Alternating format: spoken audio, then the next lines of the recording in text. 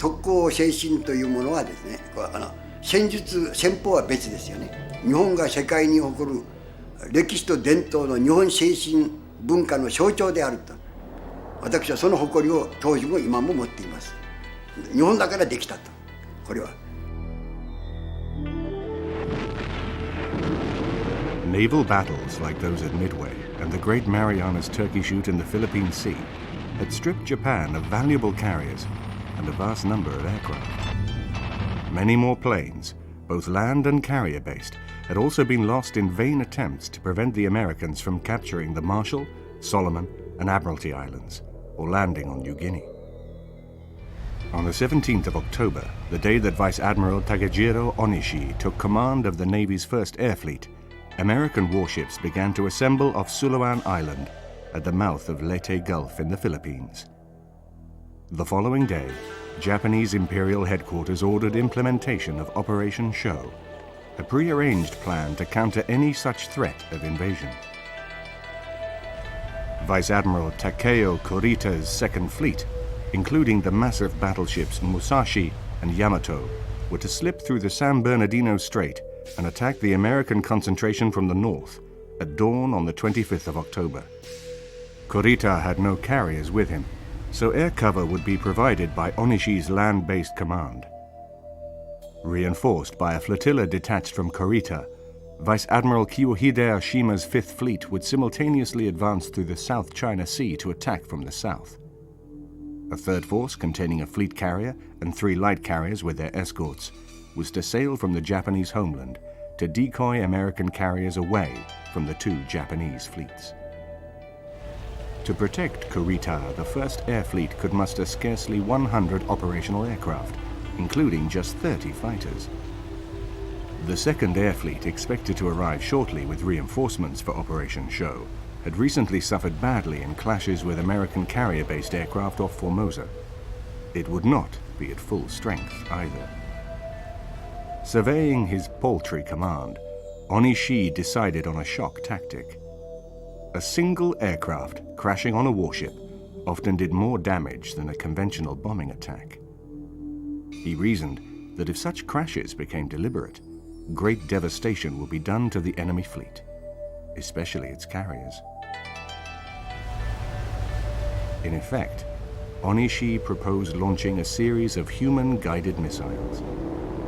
They would be difficult to stop, because the pilots would not deviate from course even if hit by anti-aircraft fire.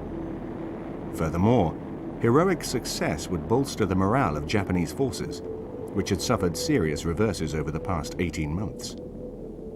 Knowledge that the attacking aircraft were intent on diving into them, he hoped, would in turn adversely affect American morale. ガダルカナルの作戦で海軍の連合艦隊の航空関係の主力が撃沈されて、もう戦う戦力が海軍なくなってきたんでね。だから海軍の場合に特に制空権がない艦隊、裸の艦隊というのはもう改戦にならないわけです。これは戦術的にも実際的にも。だからそういう意味でガダルカナルの敗戦以来ですね、もう海軍は早く特攻戦法以外に艦隊を守り、また敵を食い止める方法はないというふうに海軍は早く決意したと思います。 2 days after taking up post, Onishi revealed his intention to a small group of staff officers and squadron commanders of the 201st Air Group and 26th Air Flotilla at Mabalacat on the island of Luzon. He outlined the seriousness of the overall strategic position, stressing the need to stop American aircraft from interfering with Kurita's passage to Leyte Gulf.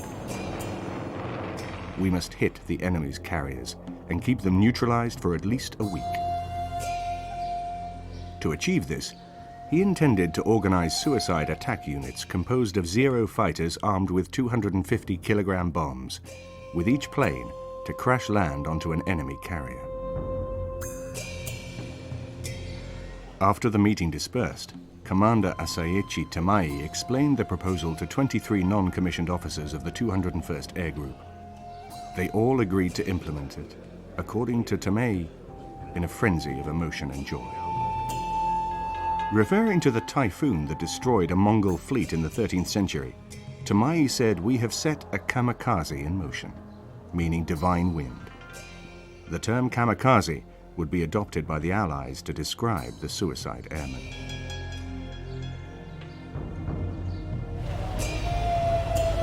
On the 20th of October 1944, Onishi formally ordered the 201st Air Group to organize a special attack corps which would, if possible, by the 25th of October, destroy or disable the enemy carrier forces in the waters east of the Philippines.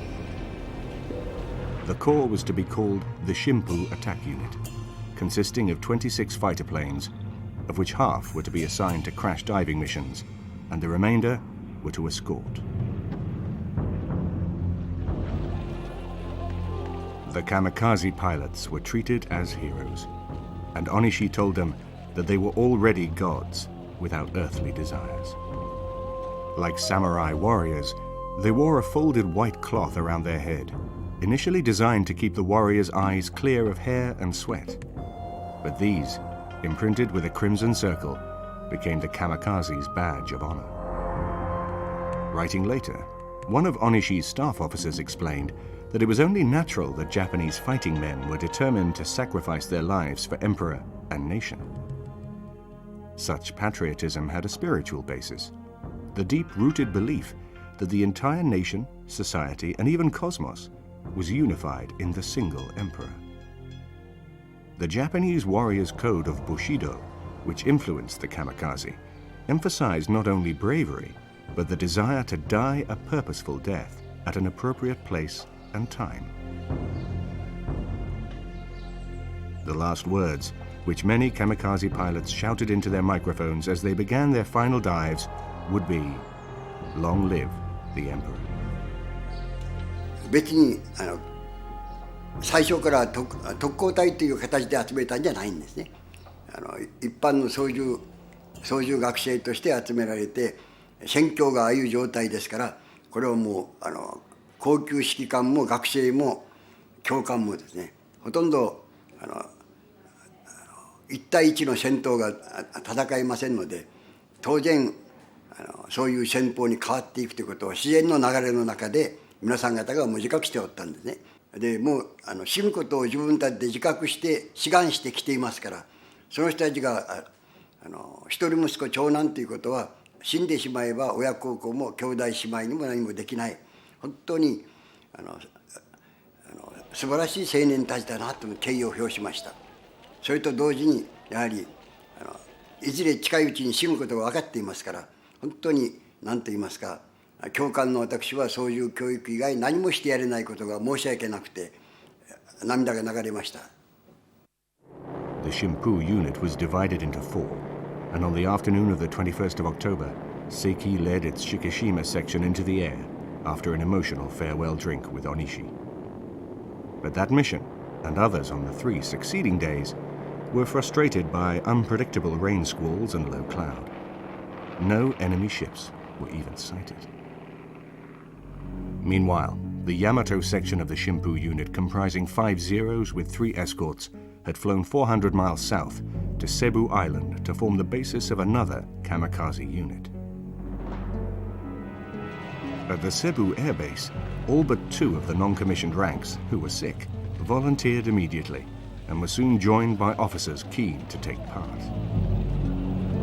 Alerted on the 21st of October by reconnaissance reports of enemy carriers within range, 5 Zeros were preparing to take off when American fighters and bombers attacked the airfield and destroyed them all. 3 more did get airborne later, but 2 returned without finding a target. The 3rd simply disappeared. 6 potential kamikaze aircraft had been lost for nothing, and like Seiki's men at Mabalacat, 3 more days of frustration lay ahead. Onishi's worst fears were realized on the 24th of October. Reports came in that Kurita's Second Fleet had been heavily attacked by American carrier-borne aircraft, 3 battleships being damaged, and the Musashi sunk. The 1st Air Fleet and the Shimpoo Kamikaze unit in particular had failed in its primary objective. The Musashi was one of 3 massive battleships built by the Japanese specifically to challenge the American fleet in a fleet action. Fully laden, she was 70,000 tons. She had main armament of 18-inch guns and secondary armament of 6-inch guns. She carried 7 aircraft, so she was in fact an enormous ship. The loss of the Musashi in this action, together with the loss of so many aircraft carriers, meant that the Japanese were greatly reduced in their ability to challenge the Americans at sea. It meant that the kamikaze tactic then became even more important. At last, on the 25th of October, with a force of 5 kamikaze and 4 escorts, Seiki claimed the first kamikaze victim. Shortly after 10:45, he and another Zero crashed onto the escort carrier St. Lo, which sank, and the other kamikazes damaged 3 more escort carriers in Rear Admiral Clifton Sprague's covering force for the landings on Leyte Island. The surprise tactic had caught the Americans off guard. Japanese Imperial Headquarters in Tokyo swiftly issued a sensational communique, stating that the Shikishima unit of the Kamikaze Special Attack Corps had attacked an enemy task force containing 4 carriers 30 miles northeast of Suluan Island, and that 2 planes hit 1 carrier, which was definitely sunk, a 3rd plane hit another carrier, setting it aflame, and a 4th plane hit a cruiser, which sank instantly. In truth, only a slight exaggeration. On the 26th of October, the Cebu-based Yamato unit launched 2 attacks, totaling 5 kamikazes and 3 escorts, of which 1 escort returned to claim that a carrier had been sunk and another damaged. In reality, only the Suwannee escort carrier had been damaged. Nevertheless, in 2 days the kamikazes had made a promising start to Onishi's unique campaign. Yet, on the other hand, the Japanese naval forces had suffered grievously. The flotilla detached from Kurita was surprised in attempting to negotiate the Surigao Strait, losing 2 battleships sunk, 3 destroyers, and 1 cruiser badly damaged. Alerted by this catastrophe, Admiral Shima's 5th Fleet turned back, but lost 2 cruisers to pursuing aircraft. Ozawa's decoy force did succeed in attracting several of the American carriers away from Leyte Gulf, but American aircraft sank all of the decoy force's 4 carriers and a cruiser.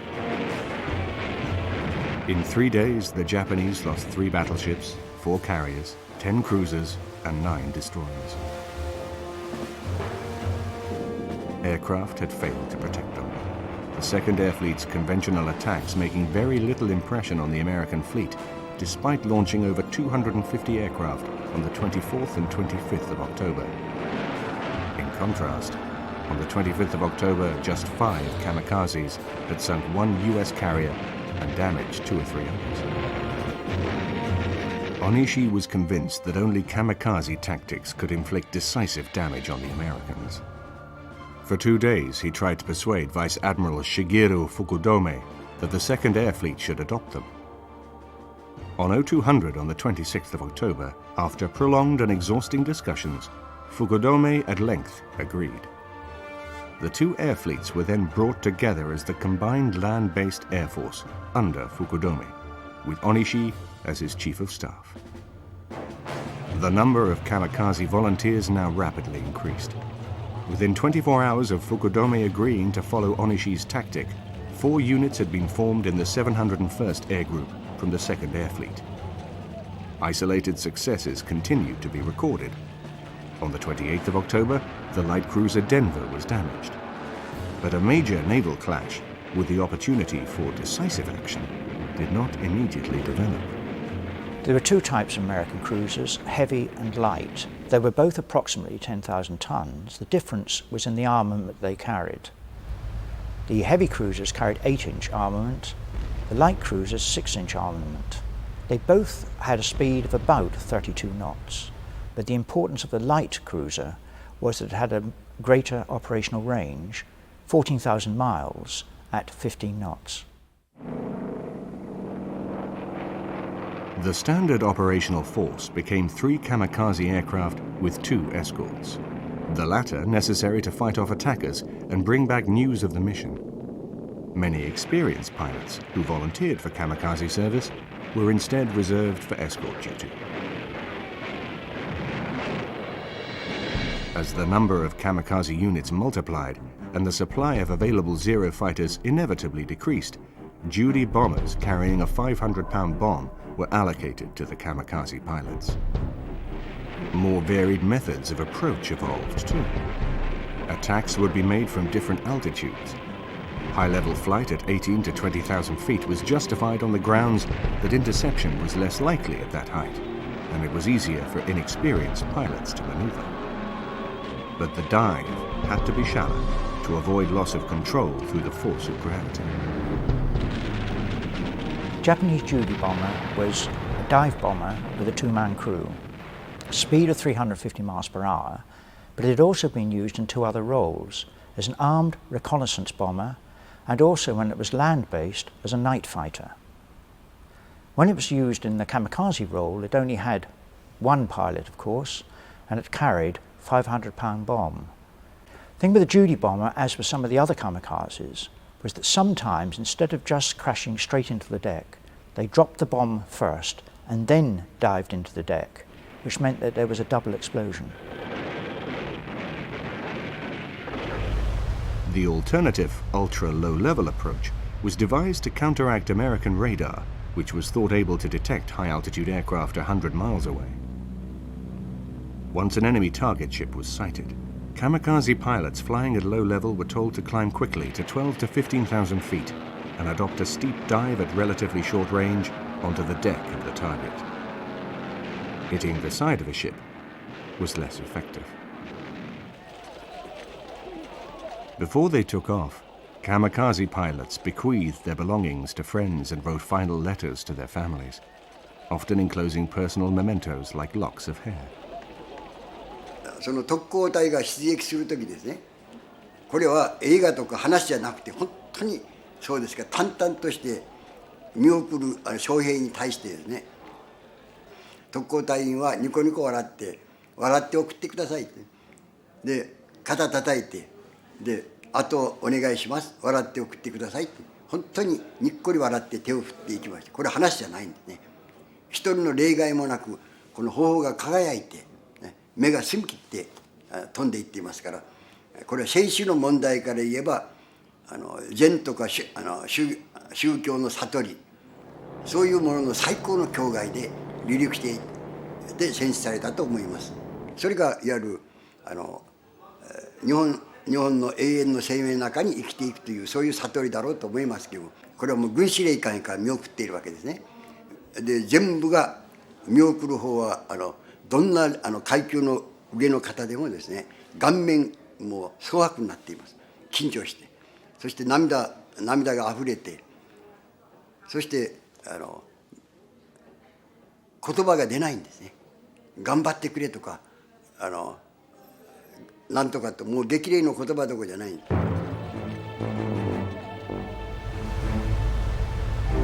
Loss of so many Japanese ships in the Battle of Leyte Gulf caused thoughts of a major naval confrontation to recede.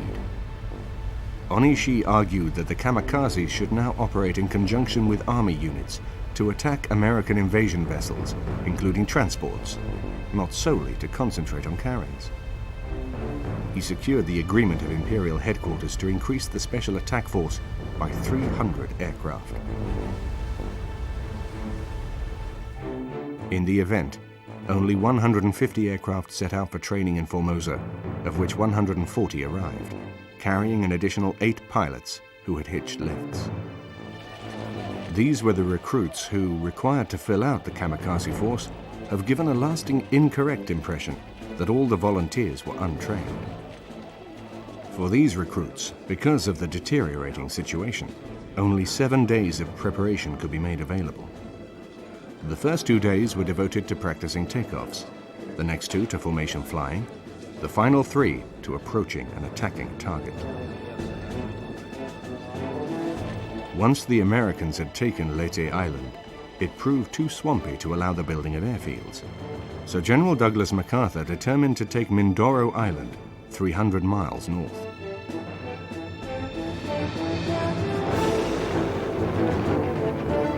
On the 12th of December 1944, a task force sailed from Leyte only to come under fierce attack from kamikaze aircraft, which used the small islands in the Philippine chain as cover and came in low to avoid radar detection.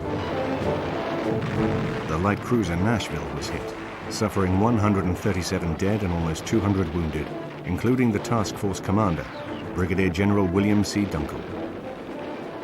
The destroyer Harrowing was also damaged by a kamikaze, leaving 15 dead and 25 wounded. Both ships turned back, but survived. The Fletcher-class destroyer was the main destroyer used in the Pacific War by the Americans. She had a speed of 37 knots, she carried 10 torpedo tubes with depth charges, and therefore she had an anti-submarine role which made her ideal to protect capital ships, such as battleships and cruisers. But the Fletcher-class destroyer also had very effective radar, which meant that it was also ideal for picket duty in advance of the main fleet. Speed and maneuverability were the main characteristics of the Fletcher-class destroyer in the Pacific War. The Mindoro convoy sailed on, and carrier-based Hellcat fighters accounted for another 30 Japanese aircraft, some of them kamikaze, before they could reach their targets. Once Mindoro had been secured, MacArthur launched a major attack on the principal island of Luzon, where the capital, Manila, and extensive Clark Field Air Base were situated. On the 2nd of January 1945, another powerful task force protected by battleships, cruisers, destroyers and carriers of the U.S. 7th Fleet left Leyte. The kamikazes made the voyage a painful ordeal. On the 4th of January, the escort carrier Omane Bay was so badly damaged that she had to be sunk. The following day, 16 kamikazes evaded the fleet defenses, and 9 American and Australian ships in the Armada were hit. Others found ingenious ways of deflecting the danger. The escort carrier Savo Island used a searchlight to blind and confuse her potential executioner. Even the landing area of Lingayen Bay on the west coast of the island did not provide refuge. From noon until dusk on the 6th of January, determined kamikaze attacks sank a minesweeper and damaged a dozen other vessels, including 2 battleships. The kamikaze aircraft, which crashed into the bridge of the battleship New Mexico, killed 29, including the British liaison officer Lieutenant General Herbert Lumsden. In 3 days, the kamikazes caused over 1,000 American and Australian casualties.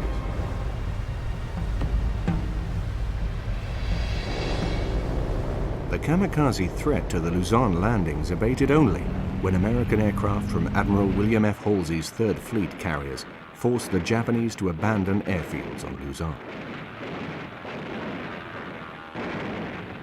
By the 7th of January, the danger from there was over.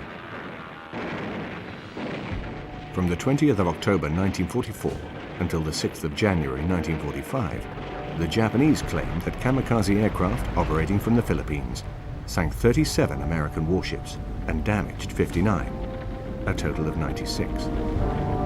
In fact, they sank 16 and damaged 87, a total of 103. The kamikazes were not yet finished. Surviving units now withdrew to Formosa, where they joined the new recruits. Anticipating an American assault on Okinawa, however, Imperial Headquarters concentrated the bulk of its air strength in the southern Japanese island of Kyushu. On Formosa, the 1st Air Fleet, which had regained its independent status after the breakup of the short-lived Combined Land-Based Air Force, was reorganized with a new Special Attack Corps, the Nitaka Unit, established on the 18th of January 1945. At its dedication ceremony, Onishi emphasized that the noble spirit of this kamikaze attack corps would keep the homeland from ruin.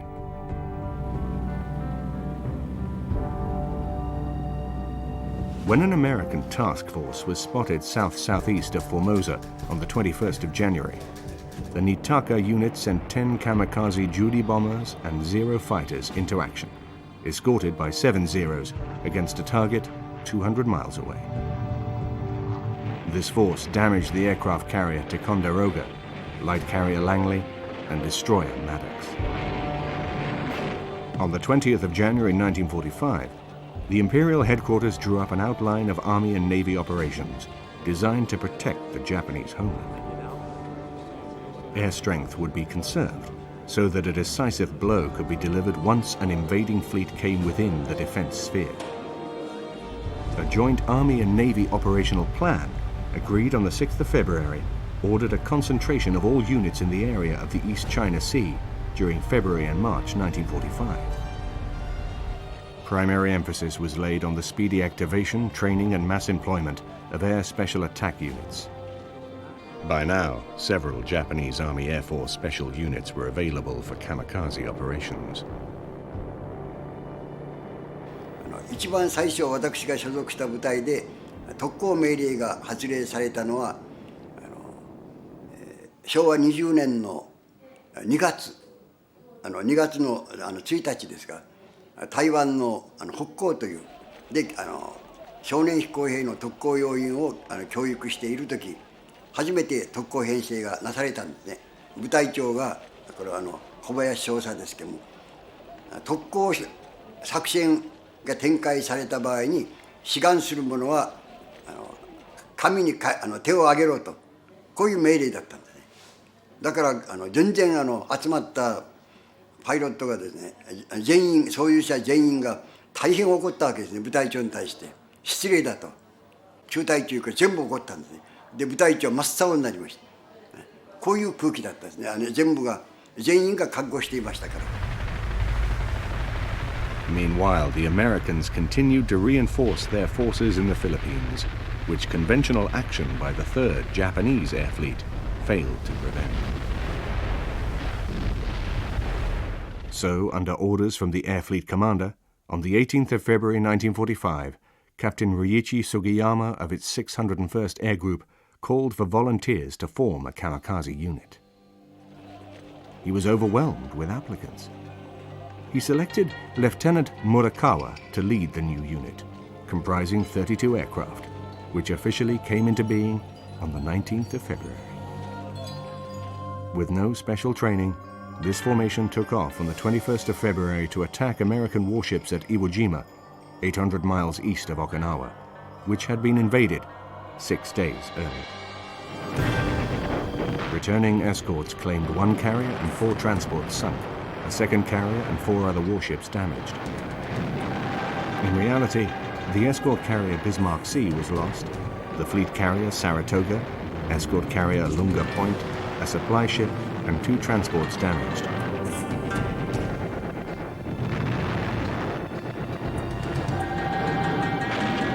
This was the only kamikaze attack at Iwo Jima, which fell to the Americans on the 16th of March.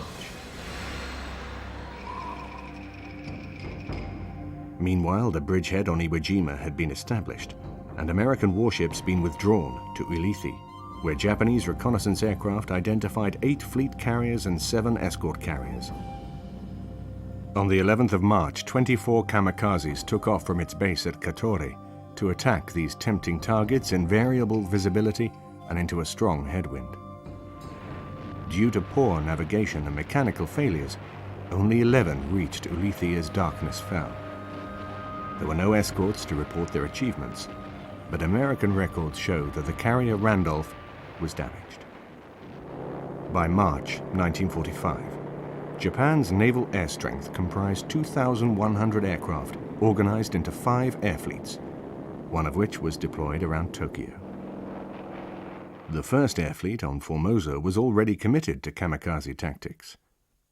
With the surface fleet now impotent, the 5th and 10th Air Fleets respectively on Kyushu and Honshu Islands were also ordered to prepare for kamikaze attacks, making a total of 1,300 potential suicide bombers.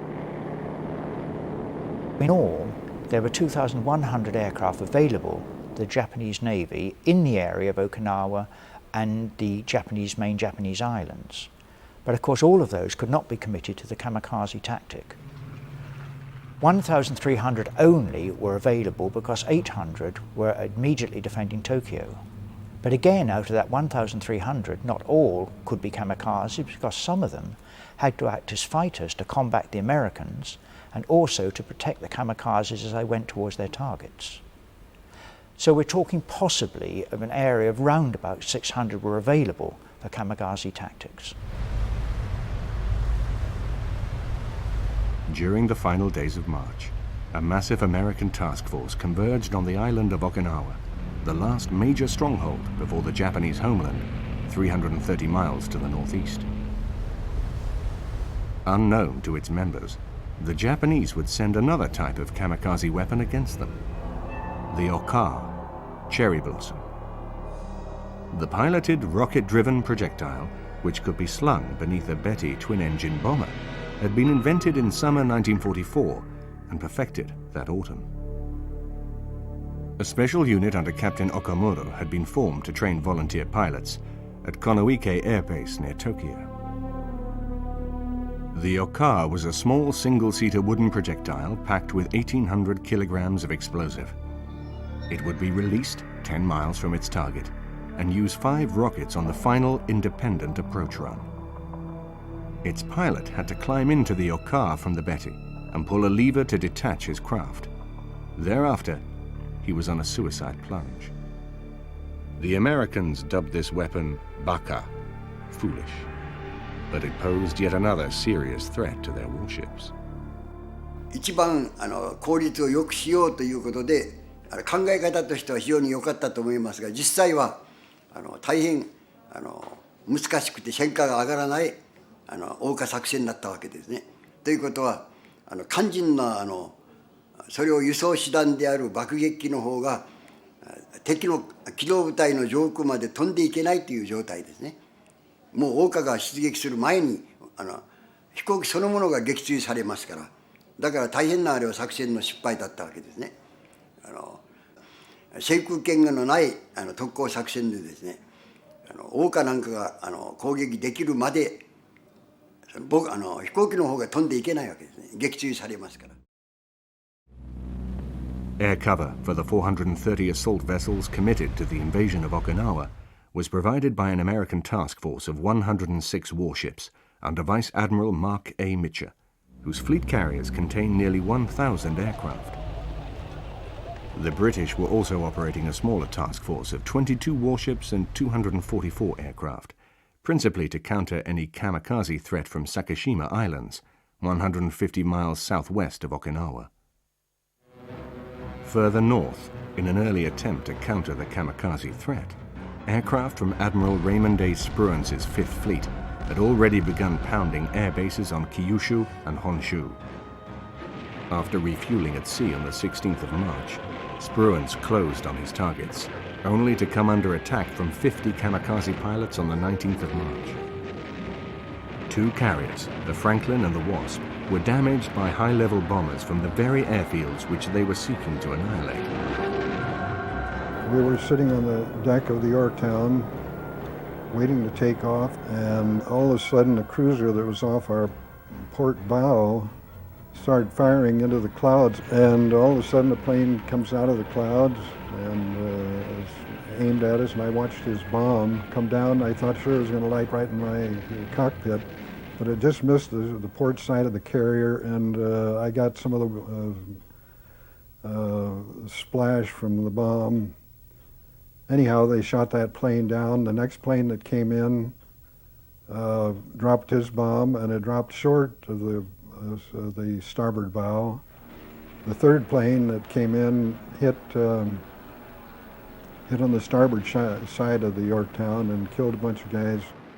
They canceled the flight, and we retired to the ready room, and they announced that the smoke we could see on the horizon was the Franklin, so that was, we lucked out, the Franklin didn't. Despite claims of hitting 4 carriers, the kamikazes caused no significant damage that day. Nor were they very much more successful on the 20th of March. 20 Judy kamikaze bombers were credited with damaging 2 carriers, but actually hit the destroyer Halsey Powell and submarine devilfish. Early on the 21st of March, Japanese reconnaissance aircraft reported 3 U.S. carriers southeast of Kyushu, and Vice Admiral Matomi Ogaki, commanding the 5th Air Fleet, decided to use Okas for the first time. Because of the relative slowness of the Betty mother aircraft, the unit commander, Captain Okamuro, called for a strong escort. Only 55 fighters were available. However, Ogaki ruled that no better opportunity to use the rocket-powered Oka would arise, so the operation went ahead. A force of 18 bombers, all but 2 with an attached Oka, therefore took off shortly after 11:30, but only 30 of the scheduled 55 escorts appeared. The result was carnage. American fighters attacked the force about 50 miles short of the target area, before any of the Oka pilots had transferred to their craft. The Judy bombers promptly released their Okas and tried to escape. In vain. All were shot down or simply disappeared. After almost a year of research, development, and crew training, the operation was a complete failure. The first phase of the invasion of Okinawa, which commenced on the 1st of April, went well for the Americans, raising hopes that the raids on the southern Japanese islands had neutered the kamikazes. On the 6th of April, that dream was dashed. That day, the Japanese launched Operation Tenichi, Heaven 1, against the fleet of Okinawa, with 700 aircraft from Kyushu. The radar-equipped outlying screen of destroyers 50 miles in advance of the main fleet quickly came under attack. A story circulated later that, annoyed at being targeted by the kamikazes, the crew of one destroyer on picket duty painted an enormous arrow on the deck with huge letters at its apex. Carriers that way. Although about 200 of the kamikazes failed to reach the main fleet, the remainder did cause damage. Overall, the Japanese lost 355 aircraft in these attacks of the 6th and 7th of April, but they sank 3 destroyers, a tank landing vessel, and 2 ammunition ships, besides damaging 24 other vessels. 28 kamikazes hit American ships. As the term task force suggests, it's a grouping of ships either for a permanent or a temporary role. For example, the Fast Carrier Task Force under Admiral Mitchell had a permanent role, and that was Task Force 58. But for example, in the invasion of Okinawa, there was a temporary force, Task Force 51, which was a joint expeditionary force to land the troops on Okinawa.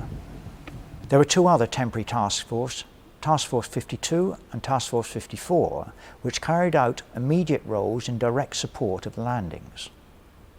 In addition, there were 2 carrier task forces. Task Force 57 was the British task force, and Task Force 58 was the American fast carrier force. Task Force 57 and Task Force 58's particular purpose was to soften up the Japanese defences before the landings and protect the ships during the course of the landings. The Japanese onslaught continued relentlessly on the next day and following days. During the 12th and the 13th of April, 185 kamikazes sank or damaged 14 warships. On the 12th of April, another Oka attack with 8 aircraft was launched by Okamoto's 721st Air Group from Kyushu, but only succeeded in damaging the destroyer Stanley. That same day, a kamikaze aircraft sank the destroyer Manad El Abele. According to an American observer on the 11th of May, with a whirlwind of planes coming at us from every direction, 150 kamikazes mounted yet another determined assault. Many were shot down short of their targets, but 2 crashed on the carrier Bunker Hill, killing 389 and wounding 264. Admiral Mitchell was forced to transfer his flag to Enterprise, which was itself hit 3 days later. The kamikazes attacked out of the northern haze in groups. Combat air patrols sent up by the American carriers sought to shoot them down before they were committed to their final dive, anti-aircraft gunners to blow them apart with shells as they approached. A combat air patrol essentially protected a flotilla or a task force which was within range of the enemy.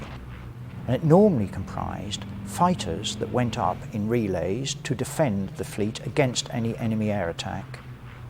There were also reconnaissance aircraft, which had dual roles. They had radar, which enabled them to spot any incoming aircraft. They also had an anti-submarine role, which enabled them to alert the fleet in case there was a submarine attack in the offing.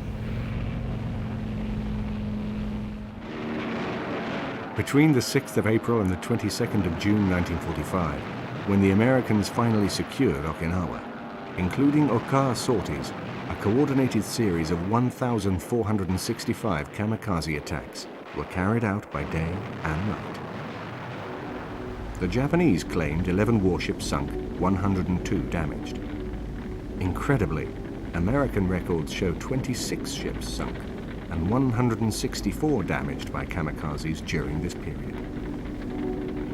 Commander Nakajima later concluded that these high figures must include the victims of sporadic, small-scale suicide efforts, which occupied another 200 Army and Navy planes.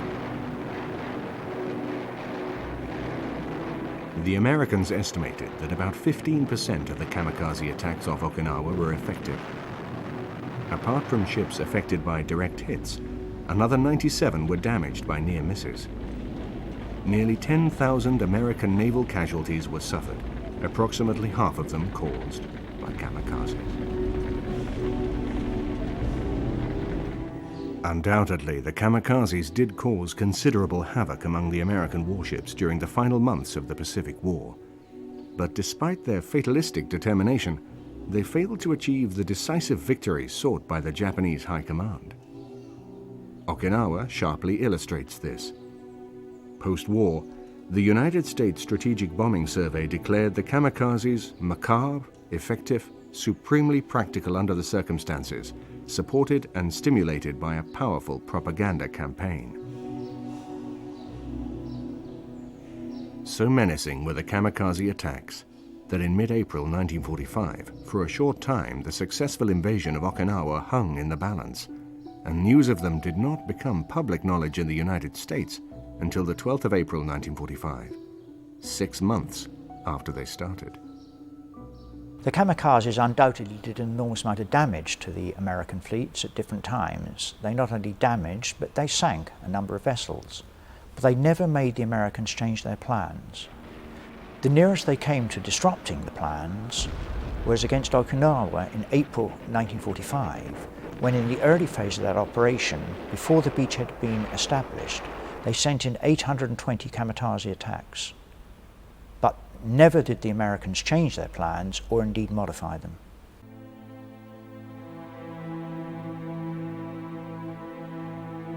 If a kamikaze pilot could not find a suitable target, he was ordered to return to his base preparatory to another mission. He should not sacrifice his life unnecessarily. So after the war, there were many kamikaze pilots who had either aborted a mission or had never flown on one to interrogate. Members of the US Bombardment Investigation Mission closely questioned these survivors, and the voluntary nature of the kamikaze force soon became absolutely clear. Emphasizing that the nation's basic philosophy is to sacrifice oneself for the country, one interviewee held that the idea of kamikaze tactics was discussed by pilots during the Great Marianas turkey shoot off the Marianas in June 1944. The concept that the best fighting method was to sink a battleship with one aircraft developed quite naturally in the fighting spirit of the younger pilots. Another interviewed insisted that whole air groups applied for the kamikaze mission due to the tense battle situation in late 1944. A former selector of men for the kamikaze program confirmed that air groups did volunteer en masse, but explained that only sons were not included. A university graduate with minimal military training stated, that we volunteered and determined to sacrifice ourselves so that our country could win a victory and safeguard its heritage. Denying any spiritual influence, one survivor pointed to a purely practical reason. So long as we used only ordinary air fighting or bombardment with our inferior and few aircraft, it was impossible to win a victory over the overwhelming American forces. Whatever their motivation, spiritual, practical, patriotic, or simply fatalistic, the kamikaze pilots for a short time transformed the Pacific War. Overall, they claim to have sunk or damaged 276 warships. In reality, the figure was 322, 34 sunk and 288 damaged. On the other hand, they claim to have sunk 6 fleet carriers and damaged 38, whereas they actually sank none and damaged only 16. These were the critical figures. To undermine the American invasion forces in the Philippines, at Iwo Jima and Okinawa, they had to destroy the fleet carriers. A final haul of just 3 escort carriers sunk was not enough. 自分の教え子に対してですね、形は呼び捨てに誰々学生ってこう言っていますが、精神的には本当に敬意を表しています。素晴らしい学徒兵、素晴らしい少年飛行兵だと、そのように当時から考えています。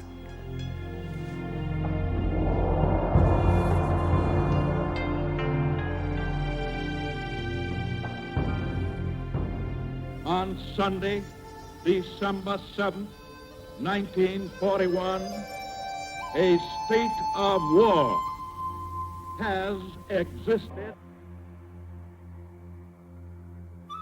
The United States of America was suddenly and deliberately attacked by naval and air forces of the Empire of Japan. At 8 a.m. local time on Sunday the 7th of December 1941, 171 Japanese bombers and dive bombers, armed with high explosives and torpedoes, escorted by 43 fighters, attacked the American Pacific Fleet in its base at Pearl Harbor and nearby airfields on the Hawaiian island of Oahu.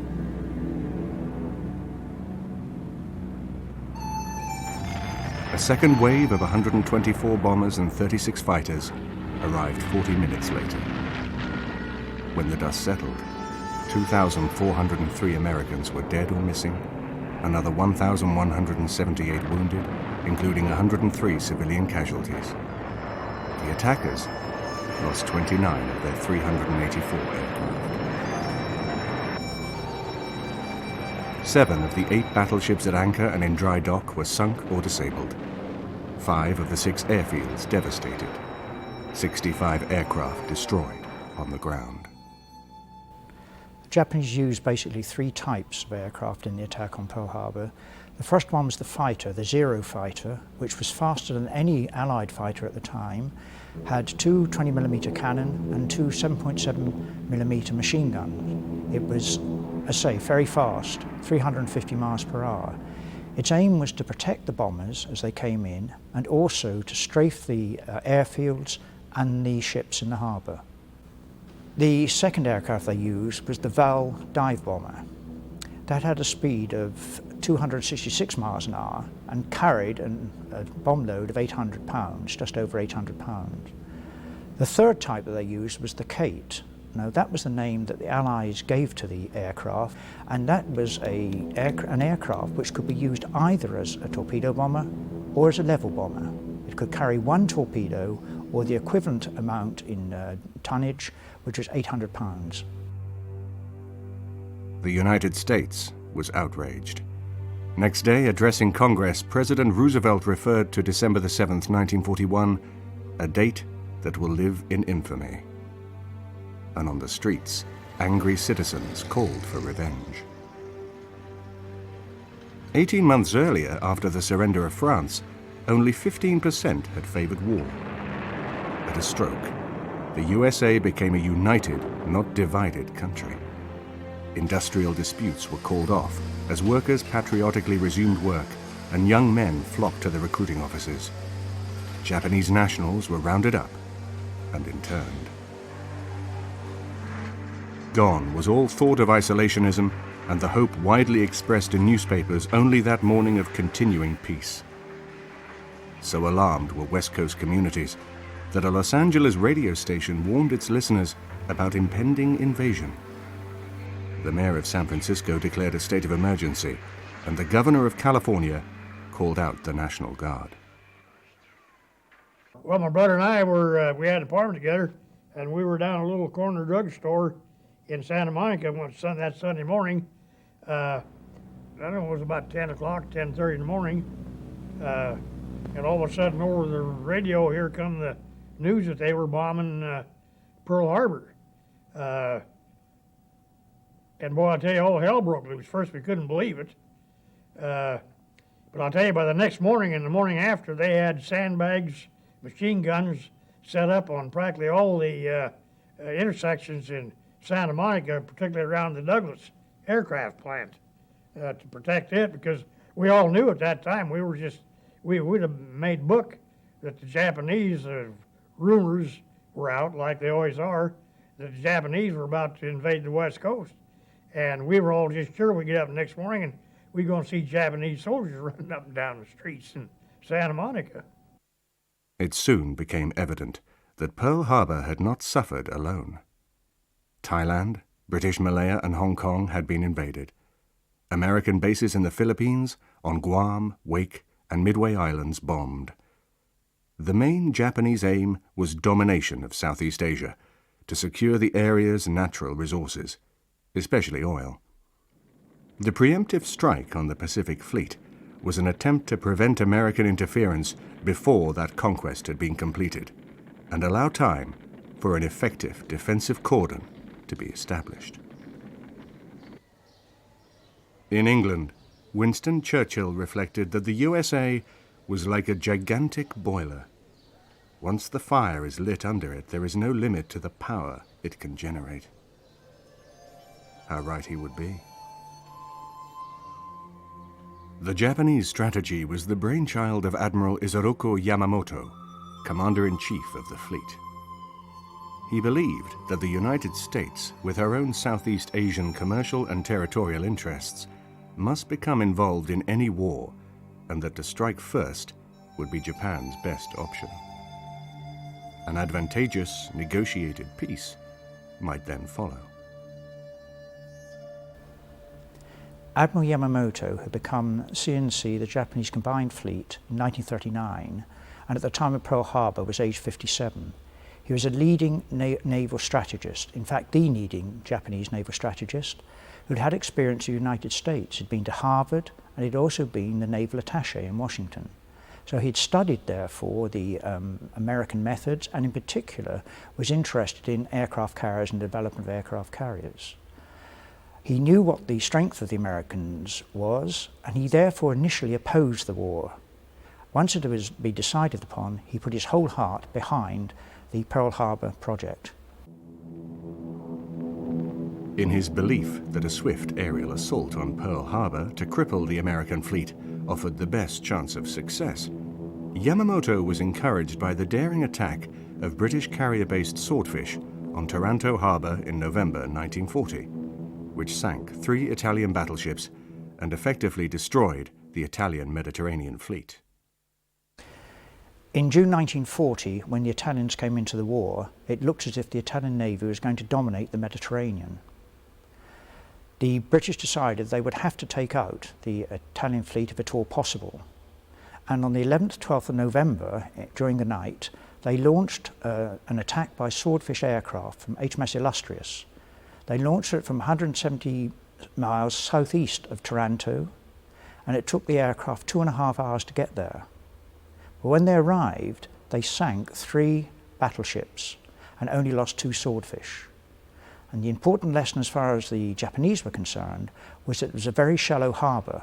So not only did they attack ships in harbour, they attacked them in a shallow harbour. Having overcome opposition, not least from Admiral Nagano, Chief of the Naval Staff, and Admiral Nagumo, who would command the task force against Pearl Harbor, Yamamoto delegated preparation of the attack to Commander Minoru Genda.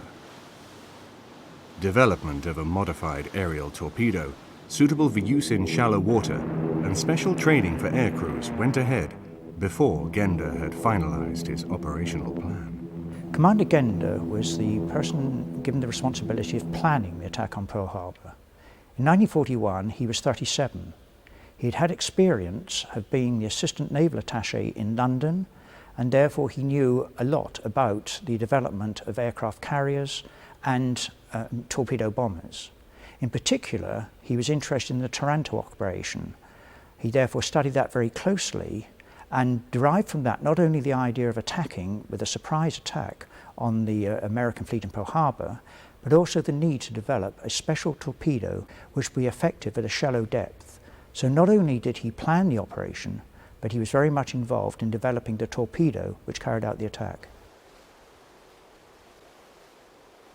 On the 26th of November 1941, Nagumo set sail for the Kuril Islands of northeastern Japan, in command of 6 aircraft carriers and 2 battleships, with 12 escorting cruisers and destroyers and 8 tankers.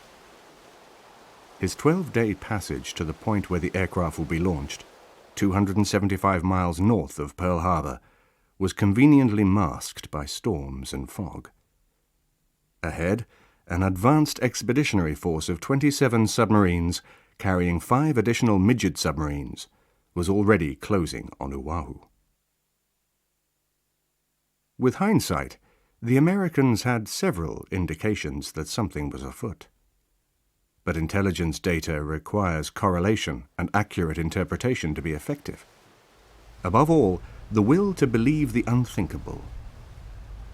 Governed by its policy of international detachment after the bloodletting of the First World War and a long-standing aversion to overseas entanglements which could be traced through Presidents Monroe and Jefferson to George Washington, politicians and military leaders were still psychologically attuned to peace. Although contact was lost by radio interception stations with the Japanese carriers due to an unexpected change in their call signs, American intelligence sources concluded that they were still in home waters. At worst, they might be on their way to attack the Soviet maritime provinces northwest of Japan, or British and Dutch colonies in the south. No special efforts were made, therefore, to identify more precisely potential anti-American activity, except to note vulnerability of the Philippines. And Nagumo's warships went undetected. 3,400 miles from Japan, Pearl Harbor seemed secure. Evidence of Japanese mini-submarine activity off Oahu and radar reports of a large formation of approaching aircraft immediately prior to the surprise aerial attack were not taken seriously. In the relaxed atmosphere of the weekend, it was easy to believe that an expected force of B-17 bombers from the American mainland or aircraft from the carrier Enterprise off the Hawaiian coast were coming in to land. When Admiral Husband E. Kimmel, Commander-in-Chief of the Pacific Fleet, was informed that the Japanese are attacking Pearl Harbor and this is no drill, he was dumbfounded. Like the Army commander, Lieutenant General Walter Short, he had never envisaged such an onslaught. Only sabotage by Japanese residents in the event of hostilities was considered even remotely possible. Admiral Kimmel was a career officer. He'd been in the Navy 30 years and at the time of Pearl Harbor was age 59. He was not, though, experienced in aircraft carriers, and he did not believe that the Hawaiian Islands were at risk from an air attack. He didn't believe for one moment that that would happen. So therefore he was ill prepared for the attack which did happen on December 1941. He was found guilty of dereliction of duty and was removed from his post 10 days after the operation. But after the war, a congressional inquiry cleared him of that particular charge and said he just made an error of judgment. The politicians and public at home had not anticipated a Japanese attack on Pearl Harbor either.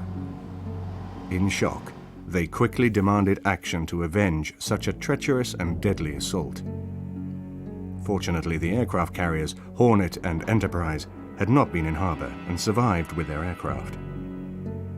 Despite damage to its shore installations, Pearl Harbor remained an operational base, and many personnel from the stricken warships were saved to fight on.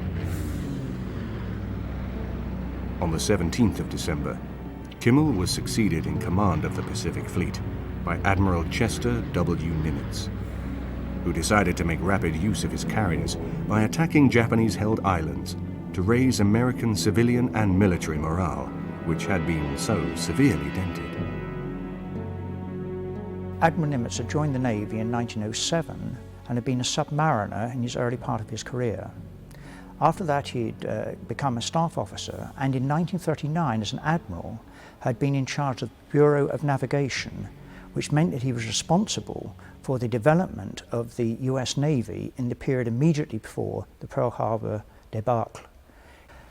Once he'd taken over as C&C Pacific, he made very quickly use of the carriers so that he could restore morale. He used them to attack Japanese-held islands, and he had a very good reputation for picking good subordinates, and therefore he had a good team around him. A planned carrier-based attack on Wake Island, captured by the Japanese on the 23rd of December 1941, had to be abandoned in January 1942 for technical reasons. But on the 1st of February, Vice Admiral William F. Halsey led the carriers Enterprise and Yorktown against the Marshall and Gilbert Islands, and a month later, the Enterprise hit Wake and Marcus, fewer than 1,200 miles from Japan. On the 10th of March, aircraft from the carriers Lexington and Yorktown attacked a Japanese invasion force off New Guinea, sinking 4 ships and damaging 5 others. These were mere pinpricks, and in Washington, Admiral Ernest J. King, Chief of the U.S. Naval Staff, began to consider a more effective response to Pearl Harbor, an air raid on Tokyo from the American carriers. Japanese land-based aircraft were capable of operating 300 miles offshore, picket boats a further 200 miles from land.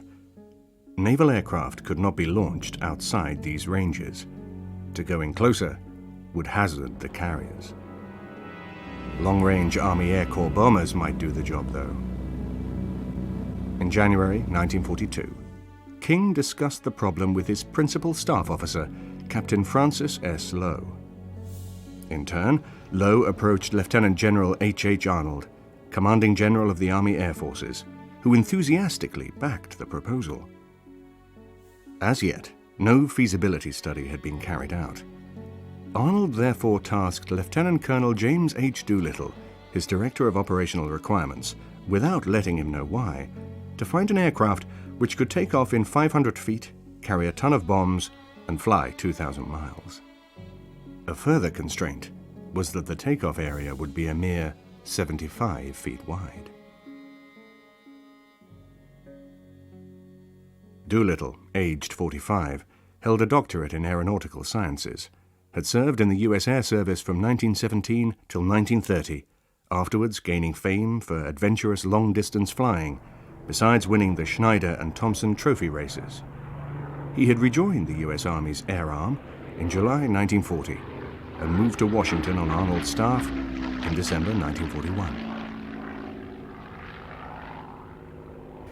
James Harold Doolittle was born close to San Francisco but spent most of his early years at Nome in Alaska. Being a very small chap, he had to stand up for himself and quickly became a very accomplished street fighter. But at the same time, he became interested in new mechanical things. He went off to study mining engineering at Berkeley University before joining the Air Service. In the interwar period, he became very interested in the Air Service and an accomplished airman.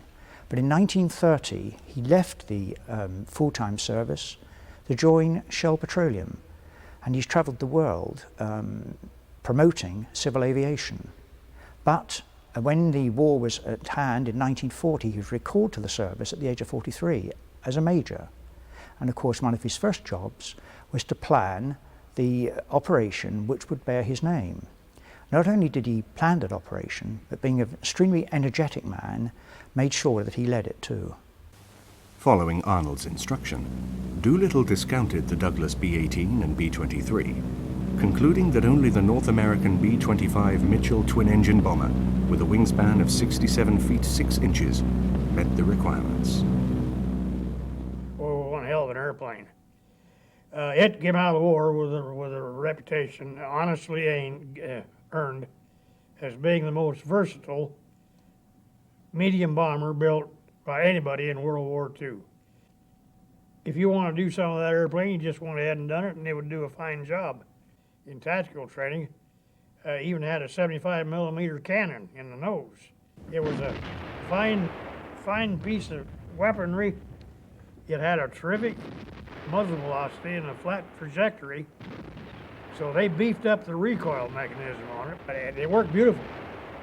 We'd make runs on targets out there in the water from a mile away, and that projectile coming out of that 75 just flat. It didn't drop. It just straight on out there. But they could not get the recoil dampened down enough. And that old B-25, you'd trip off around that, and it just, you swear to God, she'd just stop in the air, you know, momentarily, and she'd shake like a dog getting out of the creek, you know, shaking off water, only in this case, the rivets are flying. They found out after about 50 or 60 rounds that they had to survey the airplane. When I say survey, that means junk it, because they were just tearing them up. Doolittle now learnt the target and was ordered to oversee technical aspects of the operation, select and train the crews. Special Project Number 1, or First Aviation Project, had become a reality. Captain Donald B. Duncan dealt with the naval side of the mission, and in due course at Pearl Harbor he briefed Nimitz and Halsey, who would command the naval task force. Prior to sailing, only a tight-knit group of officers knew the targets. During the third week of January 1942, Doolittle arranged for a B-25B to be sent to the Mid-Continent Airline Works at Minneapolis for alterations, including fitting of an autopilot. Additional collapsible rubber fuel tanks were installed in the bomb bay and fuselage to increase the fuel capacity by 60%. The bomb racks were modified, special photographic equipment fitted.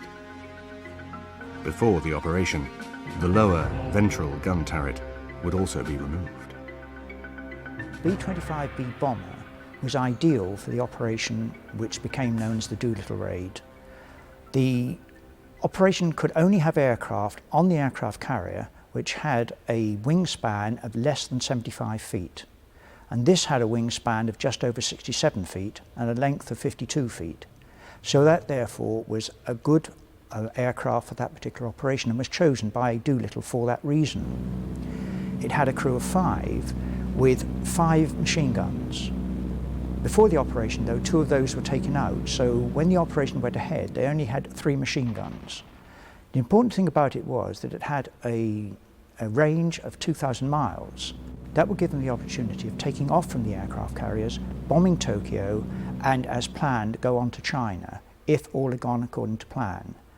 So the characteristics as far as the Doolittle Raid were concerned was that it had the wingspan which allowed it to be on board the carriers and also had the range. Doolittle decided that the 17th Bombardment Group, based at Pendleton, Oregon, comprising the 34th, 37th, 95th Bombing and 89th Photo Reconnaissance Squadrons, would fly the mission. Brigadier General Carl A. Spaatz, then on Arnold's staff, but a future commander of the U.S. Strategic Air Forces in the Pacific, listed 10 Japanese cities with important industrial targets. On the 28th of January, Arnold disarmingly informed a White House meeting that at present a man is working on the proposition of bombing Japan from China or Russia. Need for security justified this subterfuge. On the 2nd of February, watched by Duncan, 2 B-25s took off from the Hornet of Norfolk, Virginia, proving that this maneuver was practical. Shortly afterwards, Doolittle summarized for Arnold his intention to bomb and fire the industrial center of Japan. He outlined details of the proposed bomb loads and signal procedures. Flying a bomber off the deck of a carrier was hazardous enough. Landing on it again, impossible. So the plan was to overfly Japan and land in nationalist-occupied China. Modifications to the aircraft would be completed by the 15th of March. Increasingly unfavorable weather in the target area could be expected after the end of April, so the mission must be mounted with this in mind. Doolittle ended his briefing document with the bold statement: Lieutenant Colonel J.H. Doolittle, Air Corps, will be in charge of the preparations for and will be in personal command of the project. Arnold did not immediately agree, declaring that no staff officer should expect to lead every mission which he planned. Doolittle persisted, and in mid-March eventually received Arnold's reluctant sanction. I beat it back to Elgin and hoped that Hap wouldn't order me to stay home. He never did, Doolittle recalled. The aircraft carrier Hornet, together with Enterprise and Yorktown, were three aircraft carriers that were laid down specifically as new class aircraft carriers in 1939 and commissioned in 1941. So she was a new aircraft carrier at the time of the Doolittle raid. She had a speed of 32.5 knots, she had a tonnage of 26,000 and a crew of 2,175. She was therefore a modern aircraft carrier. The rigorous training program eliminated 2 B-25s through irreparable damage, and 1 crew left voluntarily, leaving 22 aircraft and 23 crews. There were other problems. The added rubber fuel tanks tended to leak, and Doolittle became exasperated with the belly turret. A man could learn to play the violin good enough for Carnegie Hall before he could learn to fire this thing. Off it came, with the bonus that more fuel could be carried. The secret Norden high-level bomb site was removed and replaced by the low-level Mark Twain, devised specifically for this operation. The Mitchell's carburetors were modified to ensure maximum fuel consumption at low level, and 2 fake machine guns, painted wooden broomsticks, were placed in the tail position to deter pursuing fighters. In the 3rd week of March, a final trial took place. Shortly afterwards, Duncan wired, "Tell Jimmy to get on his horse." The Navy was ready too. Hornet on its way from the East Coast via the Panama Canal to San Francisco. Once there, on the 1st of April 1942, the B-25s were loaded onto Hornet. At 10:18 the following morning, the aircraft carrier slipped anchor, and in company with 2 cruisers, 4 destroyers, and a refueling tanker, left port carrying a spare aircrew and the Naval Liaison Officer Miller, who had officially been posted back to Pensacola. A farewell telephone message from Arnold to Doolittle ended, "Goodbye, good luck, and come back safely."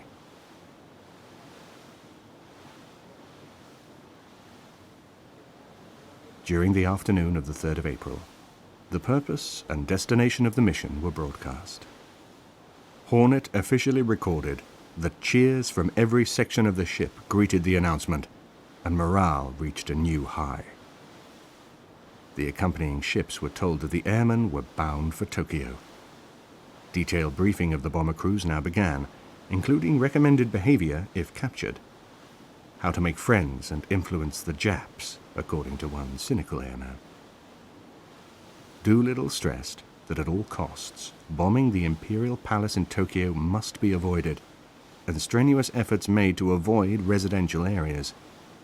Whenever possible, the air gunners practiced on kites and free-flying balloons. The B-25s, too big to be transported in the Hornet's lifts, had to be secured in the open on the flight deck, which required constant checks to ensure that vibration had not interfered with control surfaces or made the aircraft liable to break loose in high seas. A distinct disadvantage was that to make way for the bombers, Hornet's own aircraft was stowed below, making the flotilla vulnerable to air attack, which, fortunately, did not materialize. Halsey's return flight from San Francisco to Pearl Harbor had been delayed by bad weather, so Hornet's rendezvous with his task group did not occur till the 13th of April, after which Enterprise provided air cover for the whole armada. So when the two came together, he had 4 cruisers, 8 destroyers, and 2 oilers. When he decided to carry out the operation, he sent the destroyers and the oilers back, so when the operation was launched, he had simply with him the cruisers and the 2 aircraft carriers of Task Force 16. The operational plan called for Doolittle to take off immediately Hornet came within range of Japan, in advance of the other B-25s, to mark the Tokyo targets with incendiaries at sunset. This would allow the Mitchells ordered to attack the Japanese capital to do so after dark. The rest of the bombs would go to Yokohama, Nagoya, and Kobe. Unknown to Halsey and Doolittle, on the 11th of April, the Chinese nationalist leader, General Chiang Kai-shek, had asked for the mission to be postponed until May, when he hoped to have captured more Japanese-held territory. So the task force sailed on eastwards, unaware that satisfactory arrangements for their arrival in China had not been completed. Negotiations were hampered by need for security and unwillingness to reveal the true nature of the mission.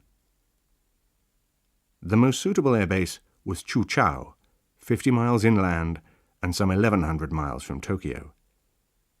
But Kuailin, Qian, Yushan, and Lishu seemed feasible alternatives. Once Halsey's carriers and cruisers had refueled 1,000 miles from Japan on the 15th of April, they left the destroyers and the tankers behind. Gusty weather interrupted the smooth operation of reconnaissance flights sent 200 miles ahead of the task force. Nevertheless, no reports of enemy vessels or aircraft were received on the 16th and 17th of April.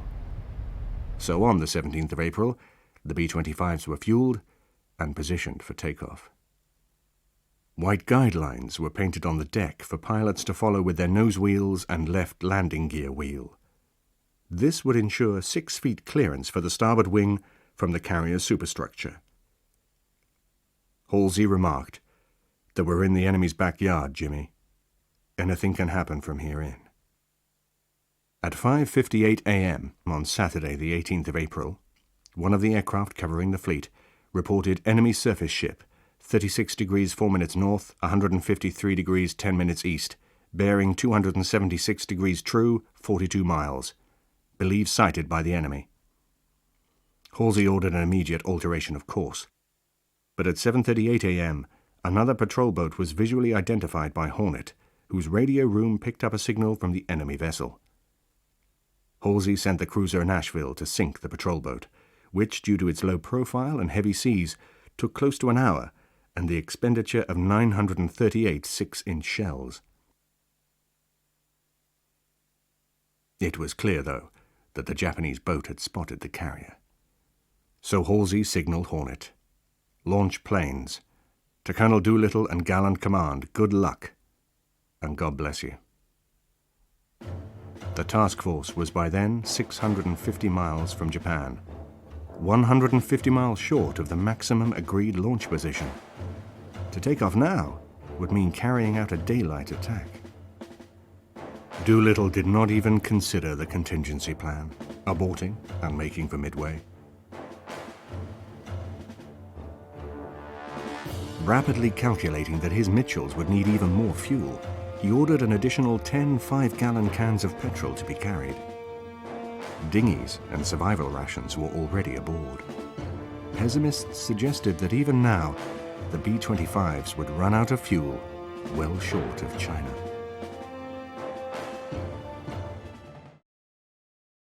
Having taken off in bad weather conditions, Doolittle's 16 aircraft faced 640 miles before they got to their bombing points in Japan, and then 1,200 further miles before they got to China. In theory this was all right because they had a maximum range of about 2,000 miles, but of course weather conditions were such that the possibility was that they were going to be in trouble with range. They flew in daylight, and the hope that they could evade detection. They had to make an accurate landfall because they had to pick up specific targets they had been warned not to bomb civilian targets.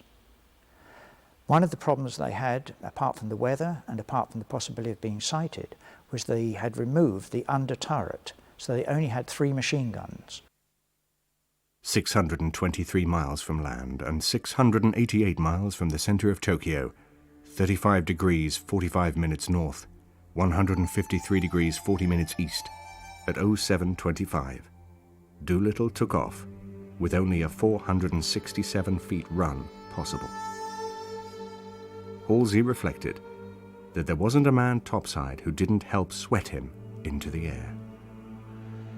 One of his own pilots recalled, "We watched him like hawks, wondering what the wind would do to him and whether he would get off in that little run toward the bow. If he couldn't, we couldn't."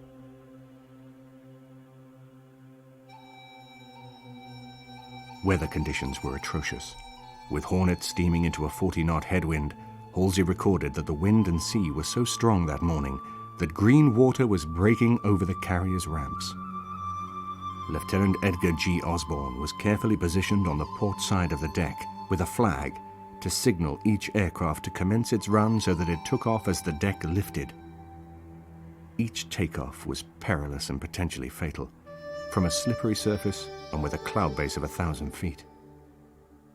The Admiral wrote that one pilot hung on the brink until we nearly catalogued his effects, so close was he to disaster.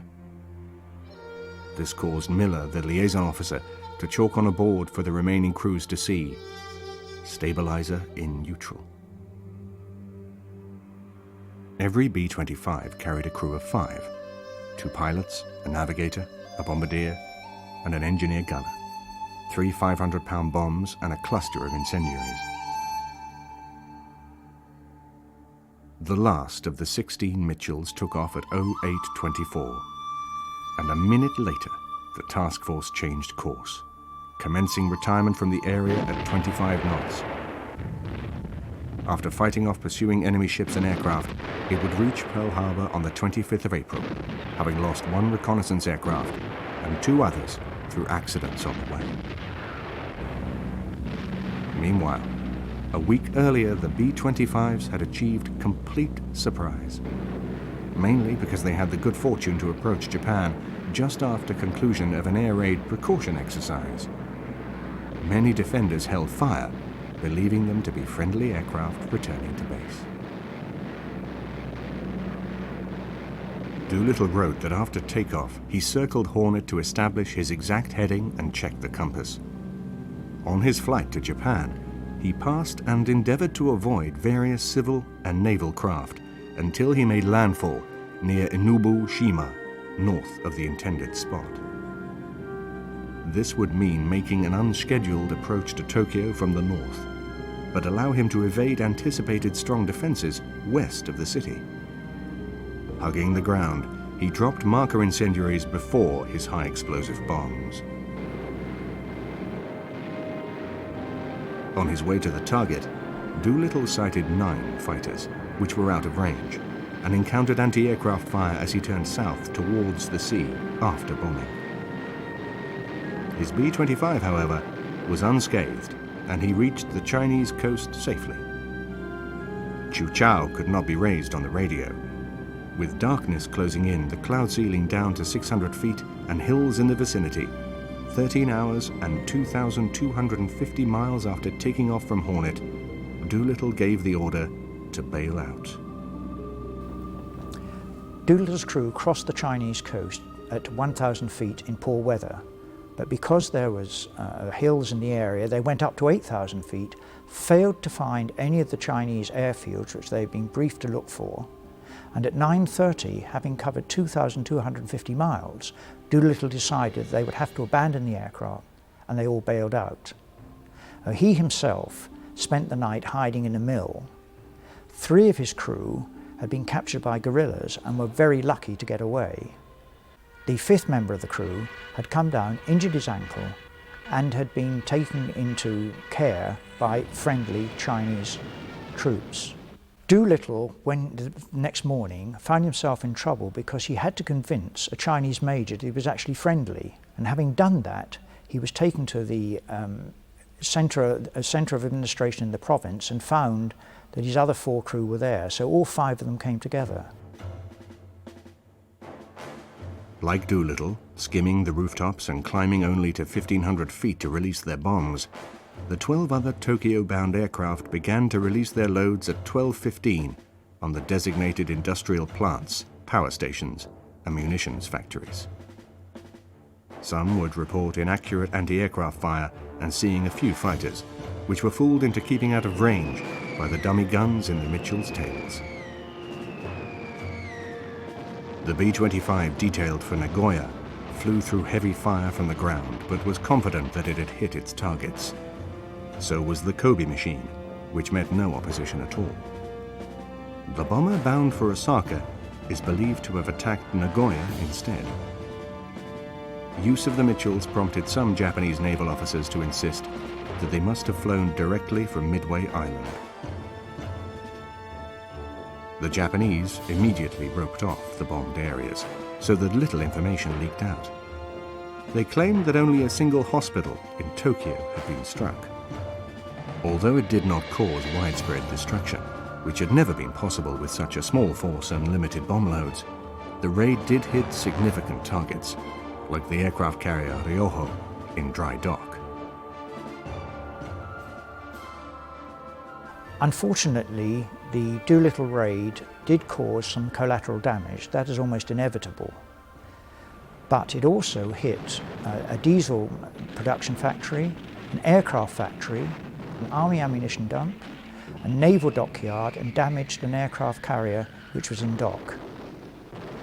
Its amount of damage that it did, therefore, was relatively small in specific terms, but the psychological effect was immense.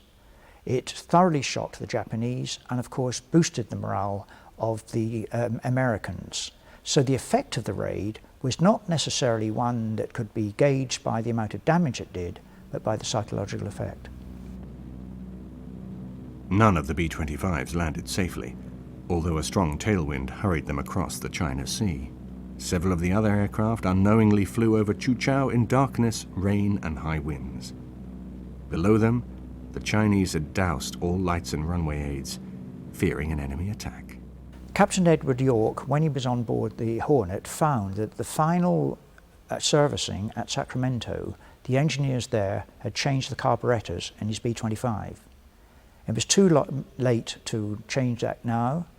And the result was that, having taken off early, he had a problem not only with the amount of fuel, but because there was a rich mixture in the carburetors, that he used that fuel up very quickly. Having bombed in Japan, he decided he had no chance of making China, so made for the nearest, what he thought was friendly territory, and put down on an airfield 40 miles north of Vladivostok, which was in the Soviet Union. It was the only one of the 16 aircraft to make a 3-point landing. But he didn't get the joyous reception that he had hoped. He was promptly interned, his aircraft was confiscated, and for the next year the whole crew was moved around the Soviet Union to different camps, till finally, on the Persian border, they managed to bribe some guards, got over the border, and finally got back to the States in May 1943. 4 of the B-25s crash-landed. The crews of 11 others bailed out, with many suffering grazes, cuts, and in some cases broken bones. 1 airman was killed in the parachute jump. 4 others were drowned. On reaching the ground safely, like their drenched commander, most decided to stay put until first light. He and the rest of his crew made their way down to a village at dawn, where they were well treated and eventually reached the safety of Chongqing. Another B-25 was less fortunate.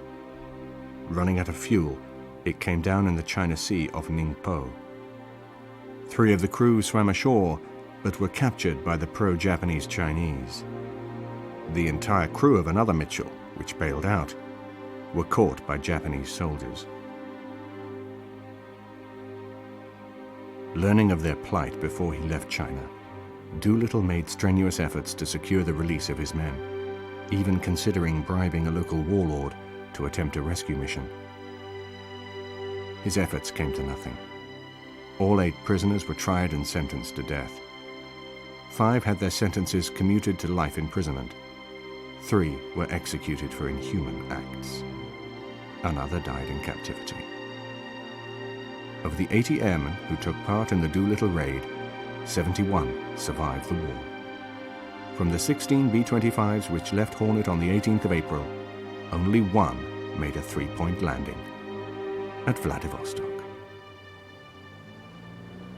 The impact of the mission throughout the United States was dramatic, hitting the Japanese mainland a tremendous morale boost. Exuberant headlines included, "Doolittle Dood It," and in the Alaskan town where he spent his childhood, "Nome Town Boy Makes Good." Despite the virtual news blackout, the catastrophe of an air raid on Tokyo gradually spread in Japan, and Roosevelt's taunting claim that the aircraft had come from mythical Shangri-La added further insult. At length, the Japanese admitted to the public that several enemy planes had bombed the Tokyo-Yokohama area, but had been driven off with the loss of 9 aircraft. Damage to our side appears to be slight. The imperial household is safe. But for the Japanese military authorities, the implications were worrying. The potential for greater destructive attacks had to be thwarted. Yamamoto therefore determined to seek a final showdown with the Pacific Fleet, not knowing that the Imperial Navy's code had been broken. His angry response would unwittingly hazard the Japanese fleet and cost him his own life. After Pearl Harbor, Admiral Yamamoto realized that he would have to neutralize the American aircraft carriers if they were not to launch attacks upon the Japanese mainland and indeed the Japanese possessions. So he devised a plan in June 1942 whereby a task force would seize the American island of Midway and entice the Americans then to try and recapture it. When they tried to recapture it, he would have 8 aircraft carriers off the Midway, which would then annihilate the American Air Force or air capacity, and that would then enable him to get command of the sea in the Pacific. Didn't quite work out that way. What he didn't know was that the Japanese naval code had been broken by the Americans and they knew what his plans were. So although he sent a decoy fleet up to the Aleutian Islands, they were ready waiting for him, and the result was that he lost 4 of his aircraft carriers and 322 aircraft. It was therefore decisive. It was one of the decisive battles in the Pacific. Yamamoto himself was depressed by this, and in the following year, in 1943, again not knowing that the Americans had broken the Japanese naval code, he was on a tour of inspection when they shot him down. Apart from serving the short-term purpose of avenging Pearl Harbor, the Doolittle raid signaled the death knell of Yamamoto's dream of a negotiated peace with the United States, and demonstrated that the Japanese homeland was vulnerable to aerial attack. It was the forerunner of the massive strategic bombing campaign waged on Japan by B-29 bombers from the Mariana Islands in 1944 and 1945, and ultimately the dropping of the atomic bombs on Hiroshima and Nagasaki. Returning to the United States, Doolittle was deservedly awarded the Medal of Honor. He claimed that the award in reality recognized the achievements of his entire intrepid band, and he wrote personally to the families of every man who had flown off Hornet with him. Those to the relatives of the men in captivity, whose fate at that time remained unknown, were the most difficult to compose. Mounted by crews, few of whose members had previously seen action, and none of whom had taken off from an aircraft carrier even under calm peacetime conditions, who were led by a commander not trained as a bomber pilot, the Doolittle raid was truly an epic achievement. Their flight was one of the most courageous deeds in all military history. Admiral Halsey.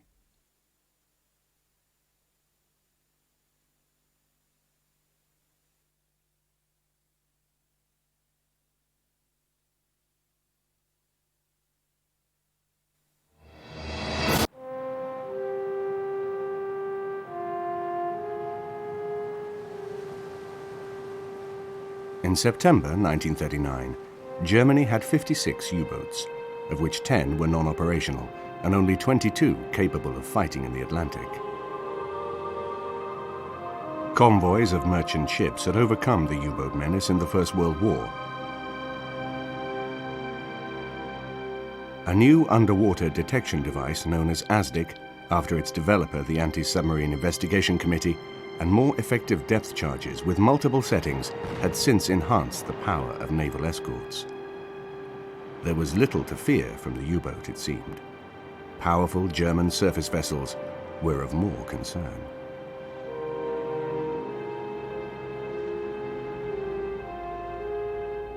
The illusion of a toothless U-boat arm was rapidly and brutally shattered. Within hours of war being declared, the liner Athenia was torpedoed, and in 6 weeks, U-boats had sunk the aircraft carrier Courageous and battleship Royal Oak. Even though a number of sinkings had taken place in the Atlantic during the first month of the war, the U-boat menace was not clear to everybody. That all changed in the early hours of the 14th of October, when U-boat 47 crept into the anchorage at Scapa Flow and sank the battleship Royal Oak.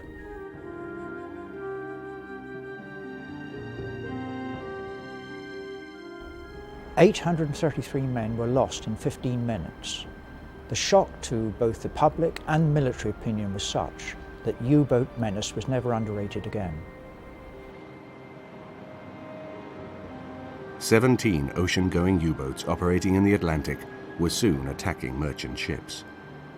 The convoy system was not foolproof. It steamed at the speed of its slowest vessel, and frequently foul weather scattered the orderly columns. Even in good conditions, convoy discipline could be thwarted by ships straying out of line or pouring smoke and sparks from their funnels at night. Furthermore, until August 1940, when slow convoys were introduced, ships making fewer than 9 knots sailed independently.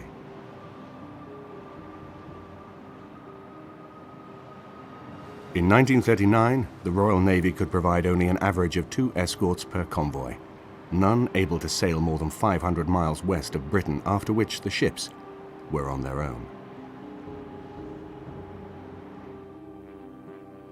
15 Group Coastal Command had aerial responsibility for the Atlantic, but its 5 squadrons of land-based aircraft and flying boats lacked the range or capability to compensate for the naval weakness.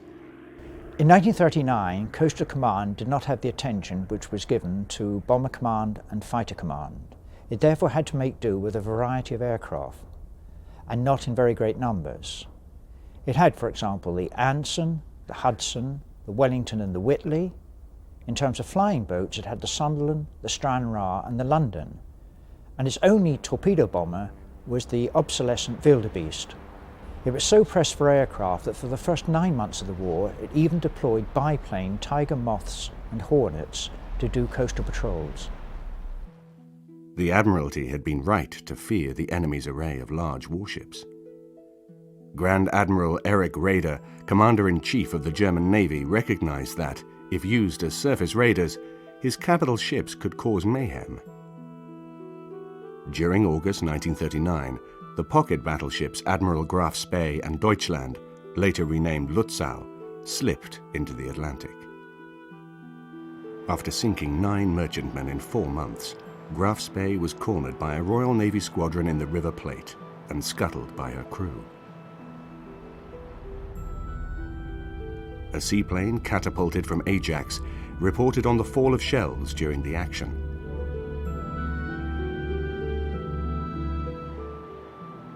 At the close of 1939 in the Atlantic, German surface ships had sunk 15 merchantmen and 1 armed merchant cruiser. U-boats 114 merchant ships. This was only the prelude to even more testing times.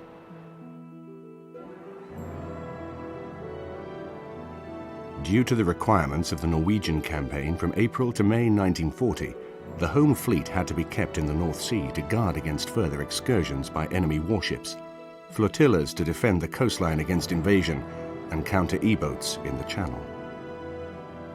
By the summer of 1940, the average number of warship escorts with an Atlantic convoy had dropped to 1.8.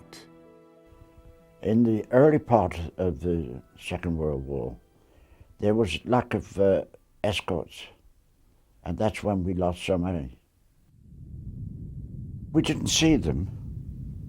If we could see them, we would destroy them. But we'd get information to say there could be a big pack that was following the convoy. And you couldn't do anything until you picked them up.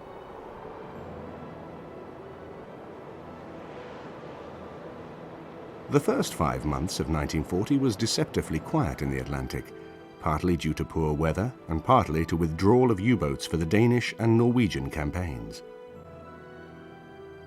During January and February, 85 ships were lost.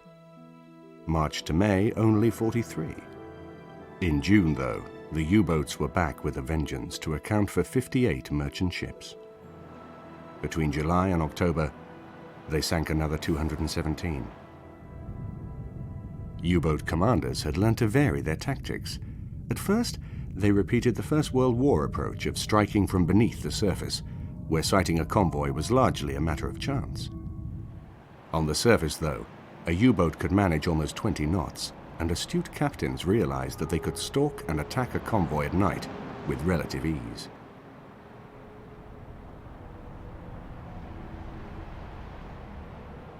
Formation of coastal convoys guarded by armed trawlers of the Royal Navy Patrol Service brought more success. For a merchant ship's journey had not ended when it crossed the Atlantic. It must then make its way round the coast to its final destination, at the mercy of mines, U-boats and enemy aircraft. Ich habe Geleitzüge angegriffen im Mittelmeer innerhalb des Kampfgeschwaders 77. Als das zusammengeschlagen wurde im Mittelmeer und bei der Invasion, sind aus 2 Geschwadern 1 gemacht worden und ich gehörte dann zu dem einzigen noch vorhandenen Torpedogeschwader 26. Wir haben die Geleiter angegriffen, die Material aus England und Amerika an die Ostfront, also an unsere Ostfront gebracht haben, zur Unterstützung der Russen. Und deswegen waren wir auch von der Wichtigkeit dieser Bekämpfung überzeugt. Wir haben überhaupt auf niemanden geschossen, außer dass wir mal, wenn wir nah an einem Schiff vorbeigeflogen sind, mit unseren leichten, lächerlichen Bordwaffen uns selbst beruhigt hatten, indem wir da Schüsse aufgegeben haben. Aber wir hatten die Aufgabe, Torpedos zu schmeißen. Diese Torpedos laufen im Wasser und sollten die Schiffe treffen und sollten sie in die Luft sprengen.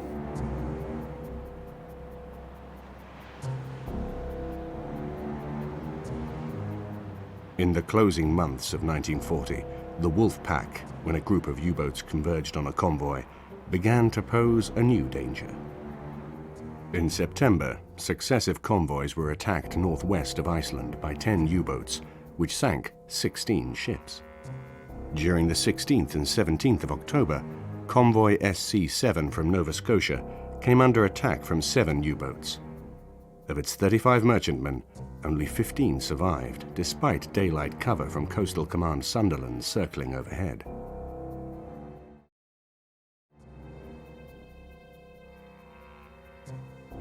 The surrender of France in June 1940 opened up bases on the Atlantic coast for warships and submarines. U-boats could now spend most of their time at sea, astride the convoy routes beyond the range of British escorts. Western France also provided the Luftwaffe with valuable bases.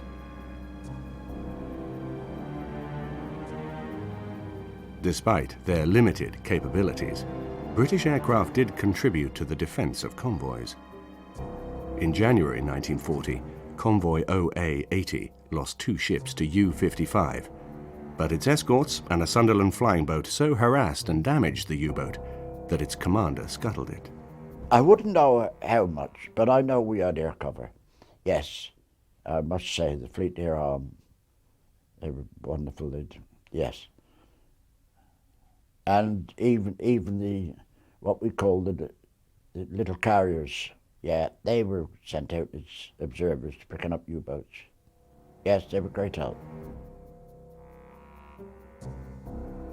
Anti-submarine sweeps were mounted from bases in Cornwall, Wales and Northern Ireland over the Bay of Biscay and as far into the Atlantic as possible. Occasionally, they did sight a U-boat on the surface going to and from its lair, and even more occasionally managed to attack it before the inevitable crash dive. We used to sweep for them, what they call sweep for them, and check them out to see if we could pick any of them up before they come into the convoy. And had every success. When you think 23 U-boats were sunk in 21 months. So it just showed you how efficient the escort was. But you couldn't save all of them. It's been awful for us when we've seen them blown up inside, when they've got inside and not been detected. And that was a terrible shame. The terrible thing is to see them go up and can't do anything about it.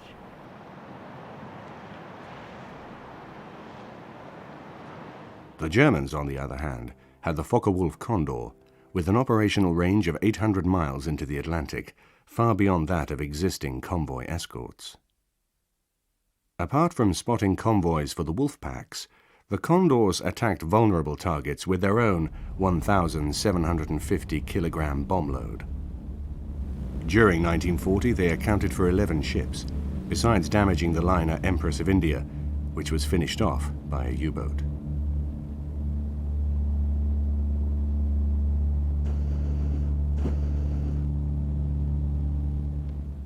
In the final 3 months of 1940, German warships once more broke into the Atlantic. On the 27th of October, the 3rd pocket battleship Admiral Scheer left Germany to evade all air and sea patrols.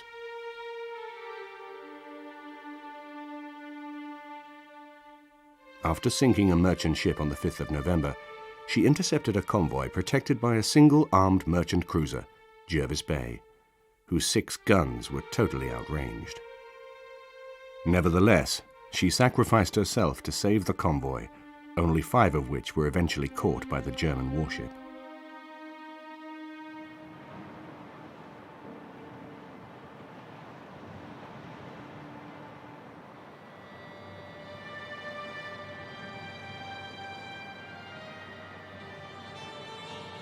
By the end of 1940, the second phase of German warship activity in the Atlantic had accounted for 17 ships. In total, during 1940, 1,059 merchant ships were sunk in the Atlantic. The 22 million tons of food reaching Britain pre-war had dwindled by almost 50%.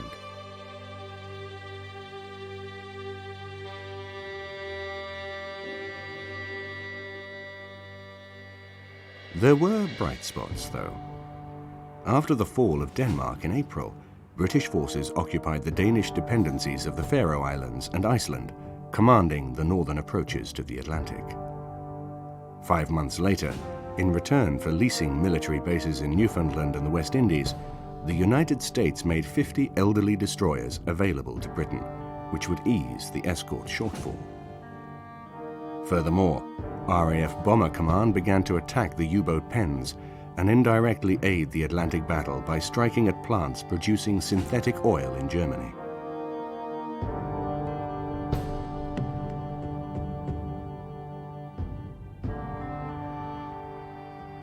As 1941 opened, the threat of sea invasion of the British Isles may have faded, but Allied planners knew that the U-boat construction program had yet to peak.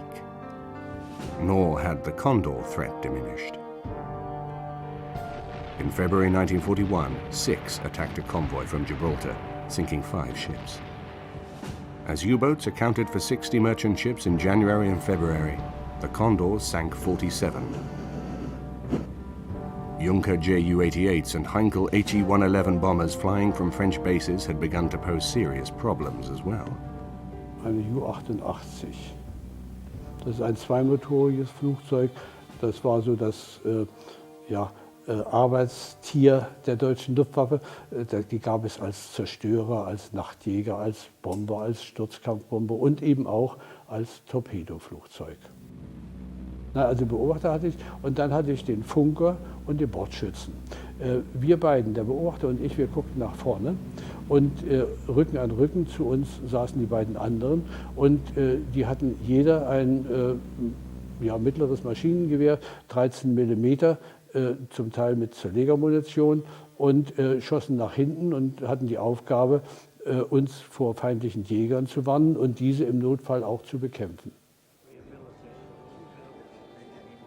In March, the American Lend-Lease Bill eased equipment shortages. The following month, Iceland became fully operational as a base for ships and aircraft, as more bases along the Canadian coast came into service. In July, the US Navy agreed to undertake limited convoy duties in the Western Atlantic.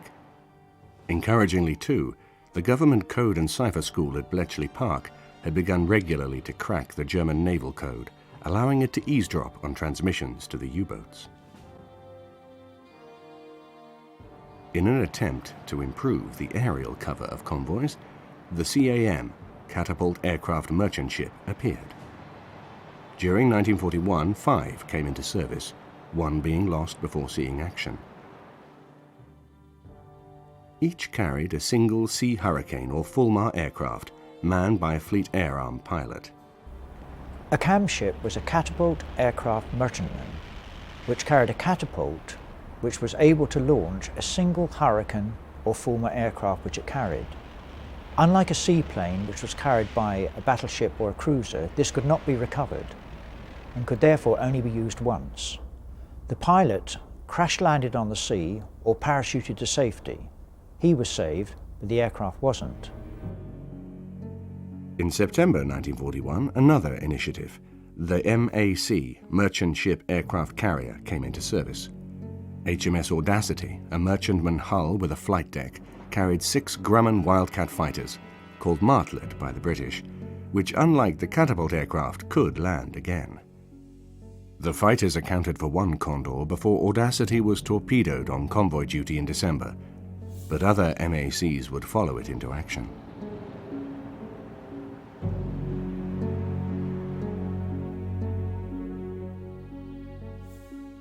During 1941, aircraft could fly 700 miles into the Atlantic from Canada, Northern Ireland and the west coast of Scotland,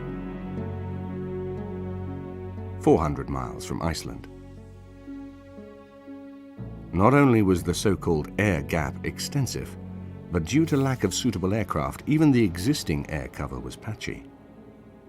A gleam of hope had appeared, though, with 10 reconnaissance versions of the B-24 Liberator available for Coastal Command. In time, this aircraft would be a crucial acquisition. So would the Catalina flying boat, which reached the RAF in March 1941. The American Consolidated Catalina flying boat began to reach Coastal Command in numbers in March 1941 in time for the Bismarck operation. Over 650 Catalinas would serve with the RAF during the Second World War.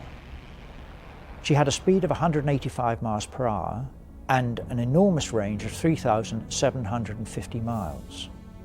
She had the ability to drop both bombs and depth charges, and like the Sunderland flying boat, was credited with attacking a large number of U-boats during the course of the Battle of the Atlantic.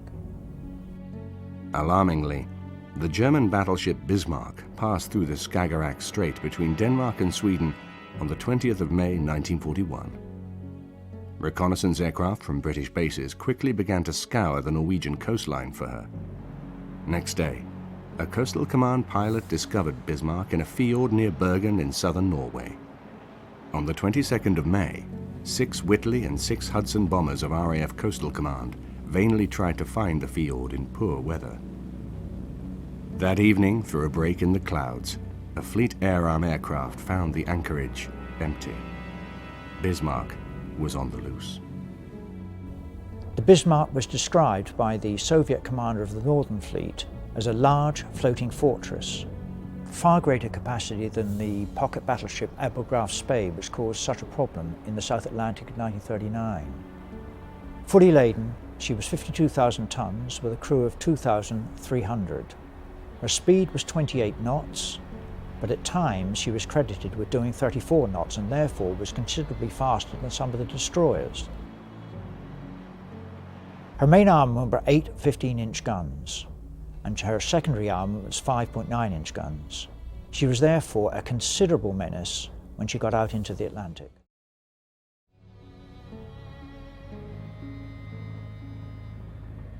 In poor visibility throughout the 23rd of May, relays of Sunderlands, Catalinas and Hudsons searched the Norwegian coast and northern approaches to the Atlantic, without success. Then, in a snowstorm at dusk, the cruiser Suffolk finally sighted Bismarck and the heavy cruiser Prince Eugen, sailing through the Denmark Strait between Iceland and Greenland. Using radar, Suffolk kept track of the German warships during the night, at dawn being joined by a Hudson and a Sunderland. Meanwhile, the battleship Prince of Wales and battle cruiser Hood were on course to intercept the enemy at dawn on the 24th of May. The Sunderland reported what happened when the four ships clashed. Hood was sunk, and Prince of Wales withdrew under smoke, though not before a shell had damaged fuel lines on Bismarck. Later that afternoon, the German ships parted. Prince Eugen sailed on into the Atlantic. The battleship decided to make for Saint-Nazaire on the French Atlantic coast for repairs. At 3 a.m. on the 25th of May, all contact with Bismarck was lost. The Admiralty reasoned that she would either turn back or make for France. Catalinas, flying for over 20 hours, unsuccessfully searched throughout the day and the night of the 25th to the 26th of May. The British then had a stroke of luck. Admiral Gunther Lütjens sent a long radio message to Berlin announcing the sinking of Hood, and direction-finding equipment pinpointed Bismarck's position. A separate message between Berlin and Athens was deciphered by Bletchley Park, and the German battleship's intended destination revealed. The race was now on to catch Bismarck before she could reach the haven of land-based air cover in the Bay of Biscay. The aircraft carrier Ark Royal was already steaming north from Gibraltar to join the hunt. During the afternoon of the 26th of May, she launched Swordfish torpedo bombers in heavy seas and poor visibility. They located a lone warship and duly attacked, and 2 of the 13 torpedoes struck Bismarck.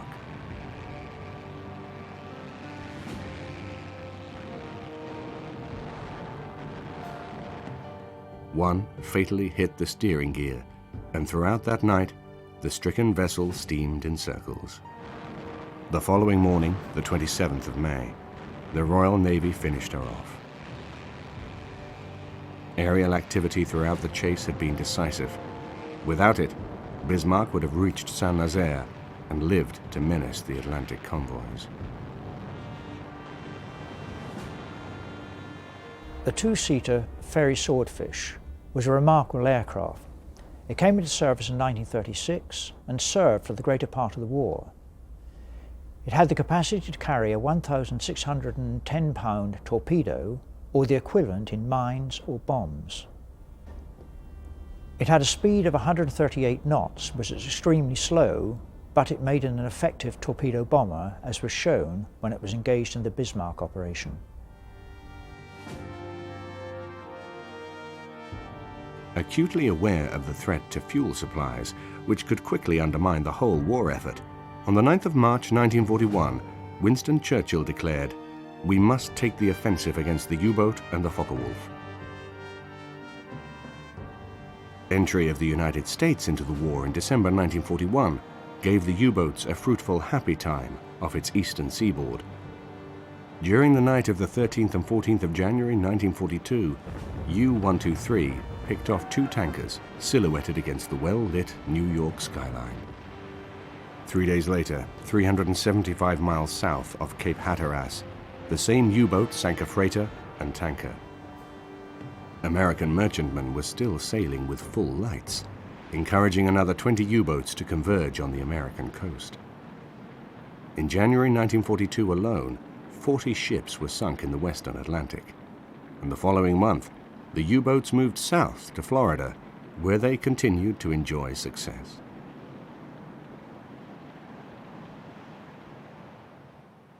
At length, in March 1942, the Americans began to introduce the convoy system, and by July, losses off the East Coast had fallen to just 3.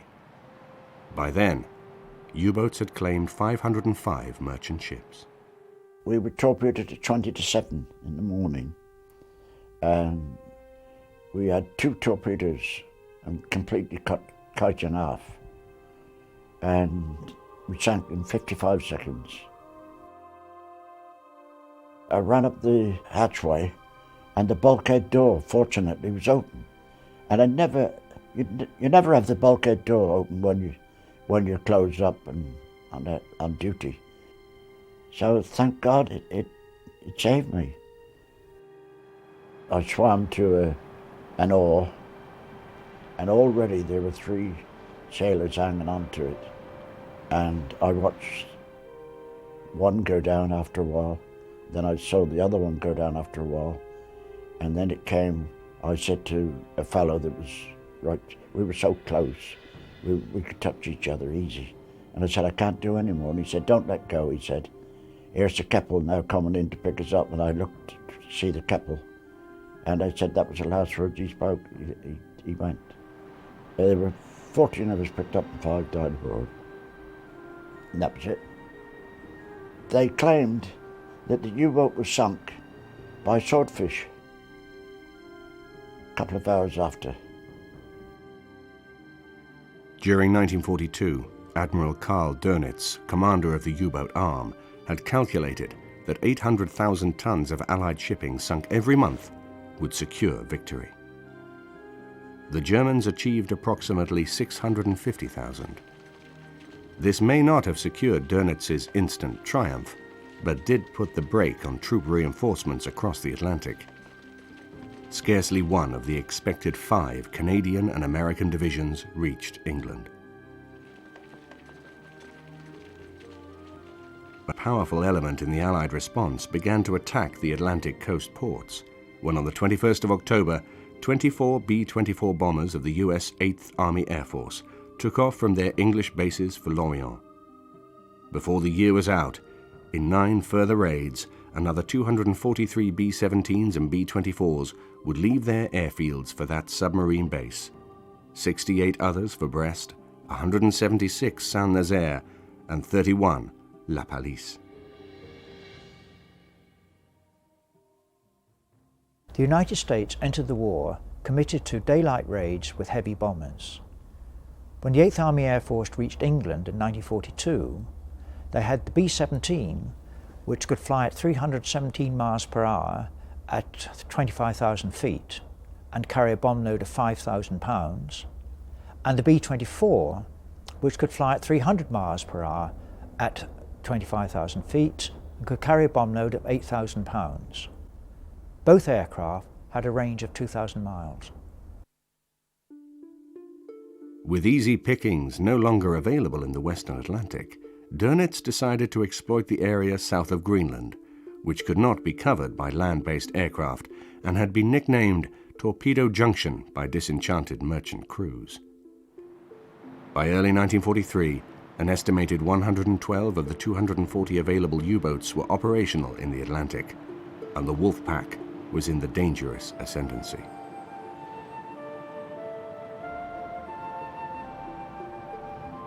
The critical period in the whole battle had arrived. The more so because November 1942 to April 1943, the British escort carriers and support groups were redeployed to guard convoys reinforcing the American landings in North Africa.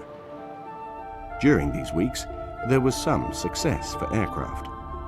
On the 9th of February 1943, a Catalina from 202 Squadron located and drove a U-boat below the surface.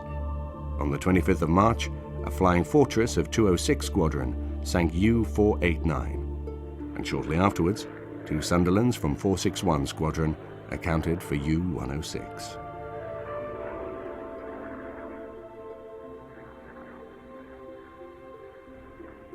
Wir hatten es mit Flugzeugen zu tun von den Flugzeugträgern und da waren es erstmal die Thwartfish.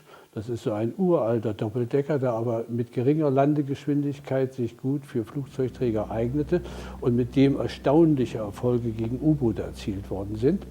Wir selbst als angreifende Flugzeuge wurden am meisten behagt von den Wildcats. Das waren amerikanische Yachtflugzeuge, die gerade eben noch langsam genug waren in der Landung, um auf diesen Flugzeugträgern auch wirklich landen und starten zu können.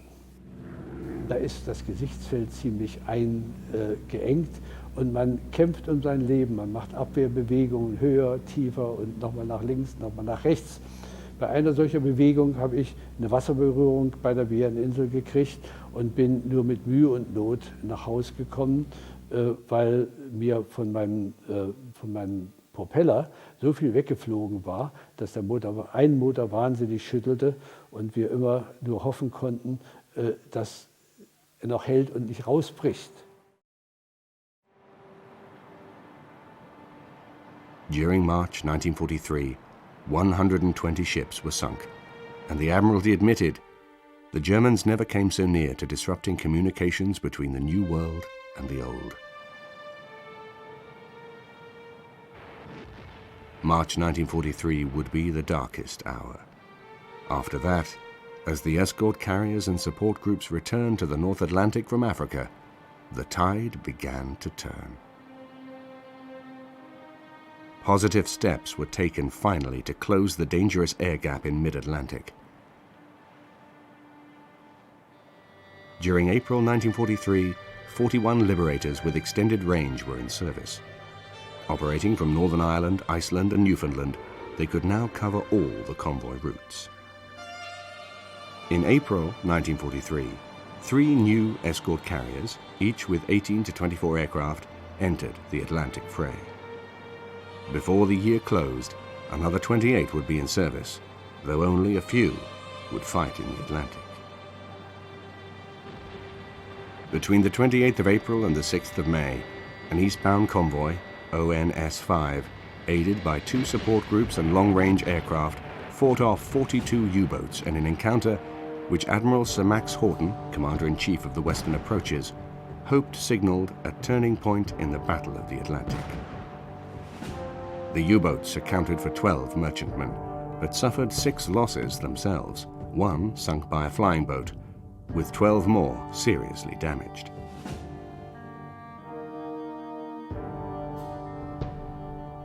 During April 1943, the U-boat sank 245,000 tons, but lost 15 of their number. In May, the tonnage dropped to 165,000 tons at a cost of 40 U-boats. In June, the figures were 18,000 tons and 17 U-boats. Faced with these losses, Dönitz withdrew most of his U-boats into the Bay of Biscay, from which, with improved homing torpedoes, better radar, and within range of land-based fighters, they could operate more securely. With many of the Allied escorts covering the Normandy landings, in July, U-boats sank 123,000 tons of shipping. The Germans set a trap for unwary air crews. When large U-boats equipped with 2 quadruple 20mm and 1 37mm anti-aircraft guns remained on the surface during daylight.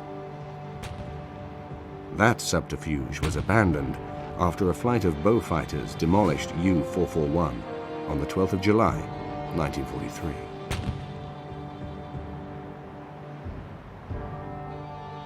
In autumn 1943, wolf packs briefly returned to the Atlantic. On the 19th of September, 2 convoys were intercepted by 19 U-boats south of Iceland. a support group sped to their aid. Although 3 escorts and 6 merchantmen were lost, the attackers were dispersed with the loss of 2 U-boats, 1 sunk by a homing torpedo dropped from a Liberator, and 2 severely damaged.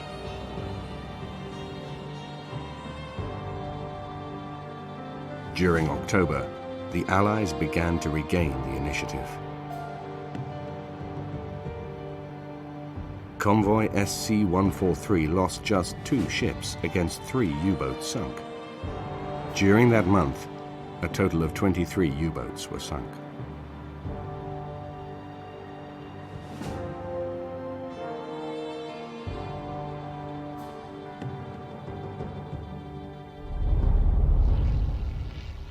Heavy bombers had been specifically directed to provide direct support for the anti-U-boat campaign in 1943. Following the Allied Casablanca Conference in January, the British-American Air Forces were to attack submarine pens, construction yards, and production factories as part of the combined bomber offensive. So between the 14th of January and the 6th of April, RAF Bomber Command flew 3,170 sorties against Saint-Nazaire and Lorient. And during the year, 1,135 American heavy bombers left their English bases for Brest, Lorient, Saint-Nazaire, and La Pallice. In January 1943, the American 8th Army Air Force began to bomb Germany from England, and it was necessary to coordinate its effort with that of the Royal Air Force. At an Allied conference in Casablanca in January 1943, the outline of the combined bomber offensive against Germany was therefore drawn up. The aim was the progressive destruction and dislocation of German industry, and in particular to attack the aircraft industry and the submarine construction industry. Yeah, well, it was just normal daylight raids on the Channel coast. They were all down at Le Havre, Brest and other places down the Channel there. And they were very fiercely defended, as I say, by flak. But they had to get very close, and it's a bit frightening in a way, I suppose, when you see these puffs of smoke off the wingtip, and they go boom, boom, boom, a regular pattern. The main bombing effort, though, was concentrated on Germany, where the method of U-boat construction had changed. Hitherto, hulls had been built in dockyards, engines and other components transported to be fitted there. Now new hulls were prefabricated at inland factories and assembled at the ports, making the bombers' task more difficult. Nevertheless, in 1943, Allied bombing effectively destroyed 30 U-boats before they could be assembled.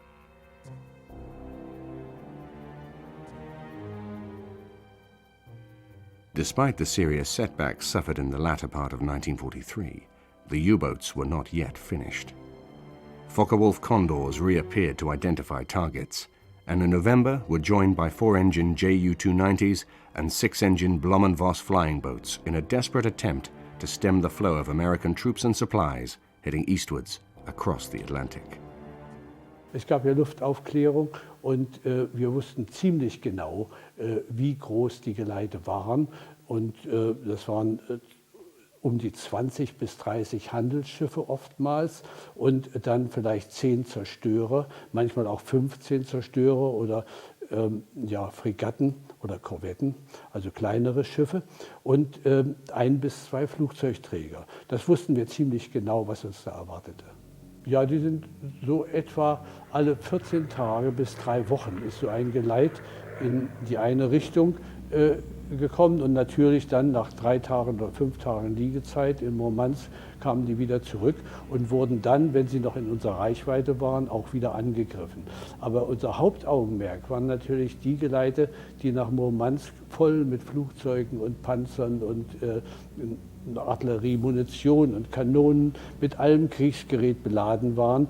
Denn natürlich ist es wirkungsvoller, wenn man ein vollbeladenes Schiff versenkt, als wenn man ein leer zurückkommendes versenkt. There was, therefore, still considerable work for aircraft to do. On the 10th of March 1944, a Sunderland from 422 Squadron sank U-625, and on the 8th of July, 2 Sunderlands from the Royal Australian Air Force's 10 Squadron combined with the Liberator from 105 Squadron to dispatch U-243. During 1944, 5 more escort carriers would reach the Royal Navy, and the last of a smaller class of close support carrier, sailing in the convoys rather than escorting them, came into service. In 1944, however, a new invention helped the U-boats. Fitting of a snorkel air-breathing device to their engines allowed them to remain below the surface for long periods to evade air detection. For a time, this looked like a very dangerous development. The Type 21 U-boat came into service in 1941 with the snorkel breathing device which enabled submarines to use their diesel engines underwater. This meant that they could achieve a speed of something like 16 knots, which had not been possible before. The Type 21 boats had 18 torpedo tubes and a crew of 57, and they were most effective. Had they come into operation a year earlier, the Battle of Atlantic may have taken a different course and been much longer. Allied bombers continued to attack the Atlantic ports. In 1944, the Americans flew 952 sorties against Brest and La Pallice. But by the end of 1944, all the German Atlantic coast ports, with the stubborn exception of Lorient, had fallen. There was a dramatic success, too. In November 1944, RAF Lancaster bombers finally dispatched the last of Germany's big ships, Tirpitz, at anchor near Tromsø in Norway. The battleship Tirpitz was the sister ship of the Bismarck, which had caused so much trouble to the Allies in the Atlantic in May 1941.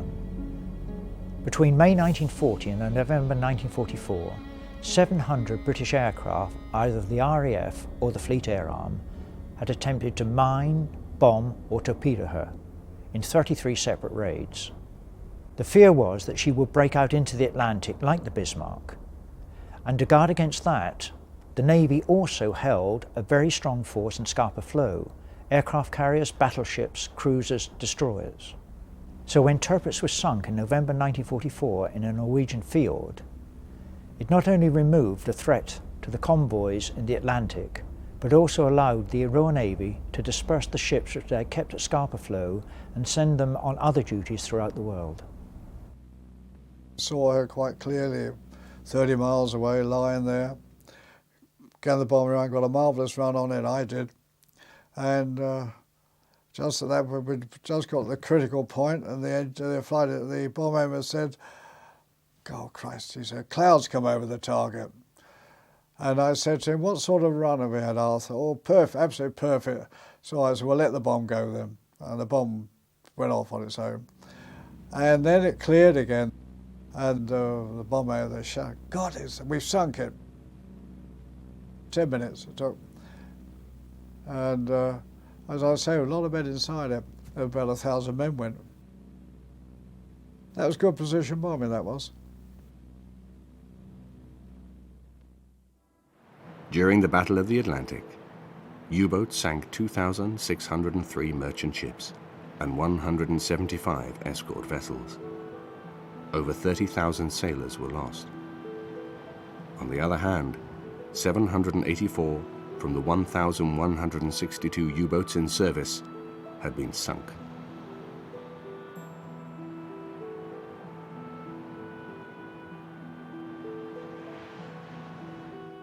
Air power had made a major contribution to Allied success.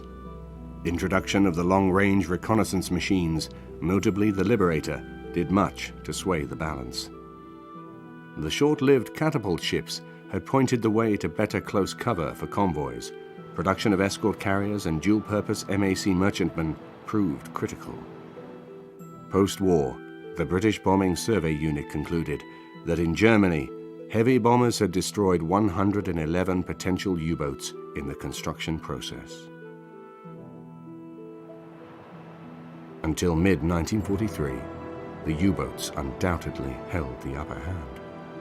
In the words of the Duke of Wellington after the Battle of Waterloo, for nearly 4 years, it had been a damn close-run thing. Zum Teil intelligentere, denn die technischen Überlegenheiten der Engländer und Amerikaner waren ja frappant. Hatten natürlich auch andere Möglichkeiten, die großartigen Ideen der technischen Waffen besser zu produzieren und auszunutzen. Und wir haben dann ziemlich schnell gemerkt, dass es verdammt tapfere Leute auf der anderen Seite gibt.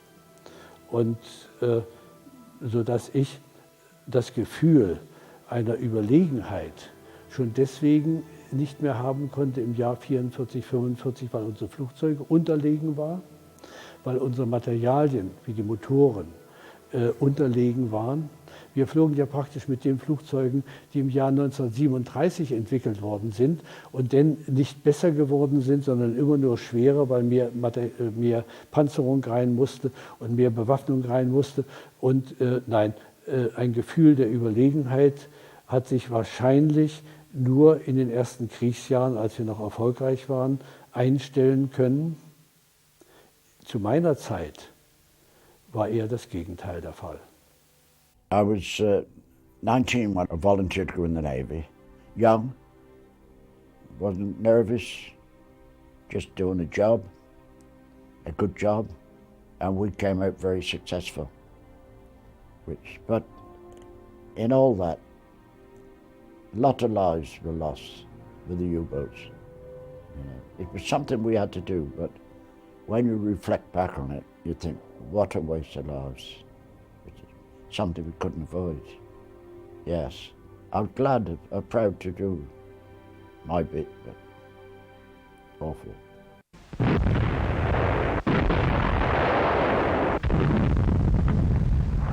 At 3:15 a.m. on Sunday, the 22nd of June 1941, a massive barrage from 7,000 artillery pieces exploded along a 1,250-mile front from the Baltic to the Black Sea.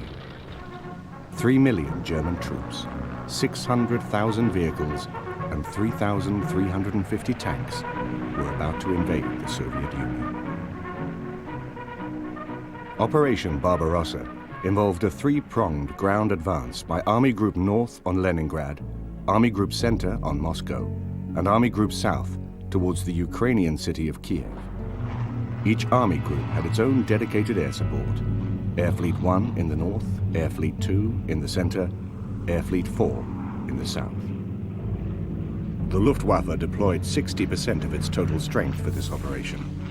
1,945 aircraft, of which 1,400 were serviceable on the day, including bombers, dive bombers, single-engine fighters, twin-engine fighter bombers, and reconnaissance aircraft. Small groups of bombers were set to take off in darkness and be ready to attack enemy airfields at dawn, with the main airstrikes going in an hour later. To protect the flanks, at 2 a.m., Heinkel 111s would surreptitiously drop mines in the Baltic and Black Sea. So before the opening barrage, isolated formations of bombers had crossed the frontier at maximum height to escape detection. The Heinkel 111s, Junker 88s, and Dornier 17s achieved complete surprise, devastating aircraft on the ground with 4-pound fragmentation bombs. When the second wave squadrons appeared, there was little aerial opposition. Their Stukas concentrated on close targets, as other bombers flew further inland escorted by fighters to attack cities like Bialystok and Grodno. Twin-engine aircraft were the main bombers used by the Luftwaffe for Operation Barbarossa. The Heinkel 111 had a speed of 258 miles per hour and a bomb load of 3,000 pounds.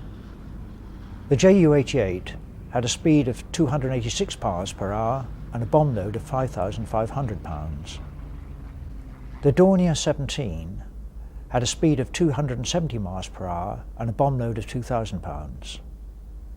All three of these aircraft were therefore considerably slower than the newer Soviet fighters, but fortunately fewer of those were available on the 22nd of June 1941.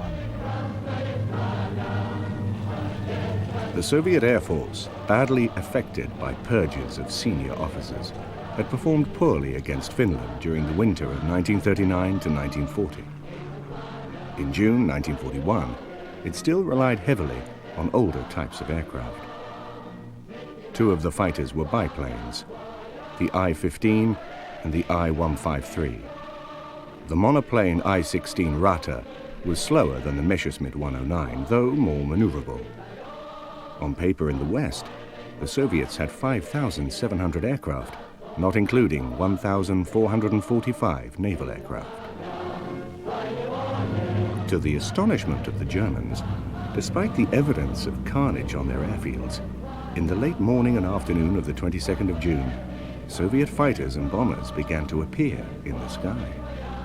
Lieutenant Schiess, a Messerschmitt pilot, complained that the I-16 fighter was so agile that it could perform a 180 degrees turn just as he was about to open fire.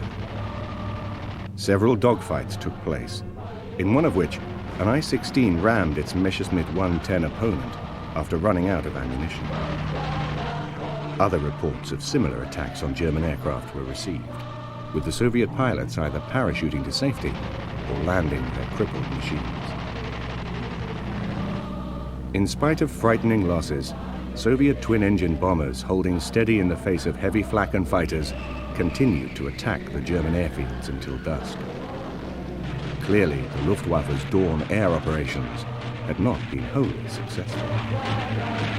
Apart from the obsolescent biplanes and the I-16 monoplane fighter, the Soviets relied on three new aircraft. One was the MiG-3, which had a speed of 400 miles per hour, but had been designed as a high-altitude fighter and therefore was less effective with its three machine guns at medium and low range. The second one was the LA-GG-3, which had a speed of 350 miles per hour, but unfortunately tended to go into a spin and a tight turn and had a reputation for crashing on taking off. That would only stay in service until 1942. The third new aircraft was the Yak-1, which had a speed of 360 miles per hour and was armed with 8 rockets as well as machine guns. It was by far the best of the aircraft to come into service in 1941, and 50% of the Soviet fighters that were developed thereafter were derived from the Yak-1. The standard twin-engine bomber that was in service in June 1941 was the DB-3. That had a bomb load of 5,500 pounds. During the 22nd of June, the Soviets admitted losing 1,811 aircraft, 1,489 of them on the ground, 1,200 before noon. At a cost of 35 aircraft, the Luftwaffe had apparently inflicted a crushing defeat on the Soviet Air Force. The Soviets had been totally unprepared. Colonel Van Yushkin, commander of the 23rd Air Division, revealed that many men were on weekend leave. Too many airfields were close to the frontier, their positions perfectly well known to the Germans. Even on the operational bases, units were in the process of re-equipping with new types of aircraft. With typical Russian negligence, Van Yushkin remarked, both old and new types stood all about in uncamouflaged rows. At 1:30 a.m., a warning of the imminent German invasion had been sent from Moscow with an urgent order. Before dawn on the 22nd of June, all aircraft are to be dispersed on their airfields and carefully camouflaged. All units will come to immediate readiness. But it was lost in the maze of a complicated communication network. The stage was set for the German columns to advance into the heart of the Soviet Union, supported by the Luftwaffe, which by the 19th of June claimed 4,019 aircraft destroyed for 150 of their own losses. Ich war Pilot einer dieser Ju-52 und hatte entsprechende Transportaufgaben je nach Situation, in der wir gerade standen. Der Luftraum bot wenig Risiken für uns. Nachts waren die bekannten Nähmaschinen unterwegs, die kleinen Doppeldecker, mit denen die Russen die Front verunsichert haben am Boden, obwohl sie nur kleine Bomben mitgeführt haben und abgeworfen haben. Am Tage hatten wir wenig Sorgen. Trotzdem sind wir sehr, sehr tief geflogen. Das ist die einzige Chance, die wir mit der Ju-52 hatten, die ja eigentlich kein Kriegsflugzeug war. Sie hatte keine geschützten Tanks. Sie hatten für Nachtflüge keine Flammenvernichter an den Auspüffen. Man flog also wie eine Fackel durch die Gegend. Man konnte nicht vermeiden, dass Auspuffflammen immer da waren. Das Risiko, russischen Jägern zu begegnen, haben wir als sehr gering empfunden. There were hiccups. For a week, Colonel General Heinz Guderian's Panzer Group was held up by the fortress at Brest-Litovsk, where Stuka dive bombers made little impression on the 3-foot-thick walls. On the 28th of June, 7 Junker 88s with 3,500-pound bombs attacked, breached the wall, and next day, the garrison surrendered. Pressing forward in the center, German troops bypassed Minsk and were preparing to enclose it in a pincer movement on the 30th of June when waves of enemy bombers began to attack the tanks. Evidently, the Soviet Air Force was not yet finished. However, over 100 Messerschmitt 109s shot down 114 attackers, and Minsk fell on the 7th of July. 9 days later, Smolensk was taken. Moscow lay only 200 miles away. Army commanders resisted diversion of aircraft from close support of their troops. There was no great enthusiasm for bombing Moscow. But on the 19th of July, Hitler ordered reprisals for Russian air attacks on Bucharest and Helsinki. So, during the night of the 21st, 22nd of July, 127 Heinkel 111s and Junker 88s took off from 4 different bases for a round trip of 700 to 800 miles to the Soviet capital. 20 miles from their target, searchlights began to probe the sky. Then suddenly came a roaring volcano as countless regiments of heavy and light flak opened up. 796 anti-aircraft guns were deployed around the Soviet capital, and 600 fighters, many newly arrived British Hurricanes and American P-40 aircraft, protected its skies. Although 104 tons of high explosive and 46,000 incendiaries were dropped, lack of concentration resulted in minimal damage. During the following 2 nights, 115 and 100 bombers attacked, but the numbers then dropped. Before the end of 1941, 76 raids were carried out on Moscow, 59 by 10 or fewer bombers. The bombing offensive against the Soviet capital simply petered out. The Soviets argued that their defensive measures frustrated the Luftwaffe in their attempts to bomb Moscow. To fool the reconnaissance aircraft, they camouflaged vast areas of Moscow. For example, they drew houses on the walls of the Kremlin, and they put rooftops along all the main roads. They also deployed a large number of searchlights, and the Luftwaffe pilots reported that they were dazzled on the very first raid by 300 searchlights. The Soviets had available 600 fighters, which they put up between 150 to 200 each time the Germans came over on a big raid. The Soviets claimed in the first 3 raids that the Germans launched on Moscow, anti-aircraft guns and fighters accounted for 22 of the attacking bombers. Luftwaffe officers were puzzled about the extent of continued Soviet Air Force activity. On the 11th of December, Hitler would confidently announce that 17,322 enemy aircraft had been destroyed, captured, or ridden off. However, unknown to the Germans, production of aircraft in Soviet factories during the second half of 1941 was 4 times that of the first half. Significantly, that of new fighter types rose steeply. the LAGG-3 from 322 to 2,141, the Yak-1s from 335 to 1,019. 1,867 bombers were produced at 3 times the pre-war rate, and the overall figure of aircraft production for 1941 reached 15,735. 150 miles from the Moscow-bound troops, Army Group North made swift progress to the outskirts of Leningrad. On the 22nd of September, a Messerschmitt unit commander, Major Troutloft, advanced to an army forward position and studied the Soviet city from close range. The air was alive with metal, he observed, as swarms of Stukas dived on their targets and protective German fighters engaged Soviet aircraft overhead.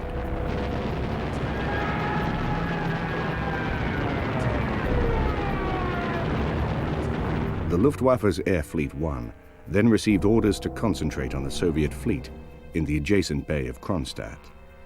Its 59 battleships, cruisers, destroyers and submarines, and over 200 auxiliary vessels threatened iron ore supplies from Sweden to Germany, supply routes to Finland, and along the Baltic coast. Thus, at 8:45 a.m. on the 23rd of September, a strong force of Stukas ran the gauntlet of 600 anti-aircraft guns.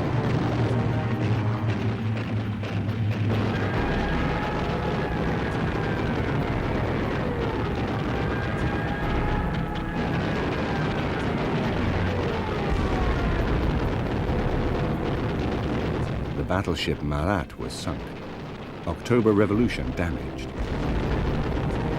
The Ju-87s returned in the afternoon, and from the 25th to the 28th of September kept up the onslaught, often flying 3 operations a day.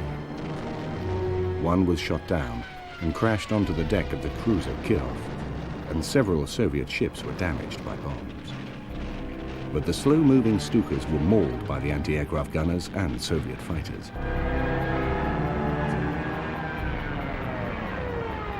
The Junker 87 Stuka dive bomber had seen service in the Spanish Civil War, in Poland and in France. It had a crew of 2, speed of 230 miles per hour, and could carry a bomb load of 1,500 pounds. It tended to dive from 12,000 feet, release its bombs at 4,000 feet, and the air brakes which slowed it down as it descended let out a screech which was supposed to demoralize the defenders. Unfortunately, it was so slow that gradually the anti-aircraft guns got the measure of it, and so did fighters, as was shown in the Battle of Britain and also over Leningrad. In the latter part of the action on the Eastern Front, it was used in the anti-tank role. The Soviets mustered 900 Army and naval aircraft to defend Leningrad, and their fleet survived. The Luftwaffe lacked the strength to obliterate it or fatally damage Leningrad, especially after the bulk of Air Fleet 1 was withdrawn to join the advance on Moscow.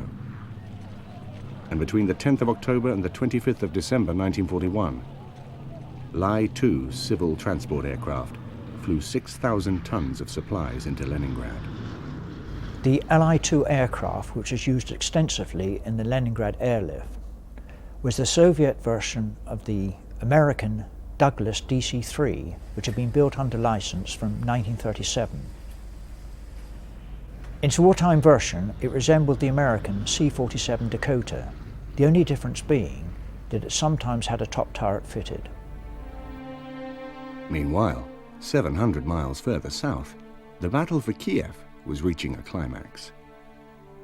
To help take the city, secure the wheat fields of the Ukraine and open the way to the coal and iron ore of the Donetsk Basin, Hitler had diverted Guderian's panzer group from the center.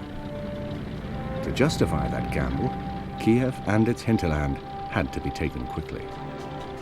On the 16th of September, 2 German pincers closed east of the city, which fell 3 days later. Shortly afterwards, all resistance in the area ceased.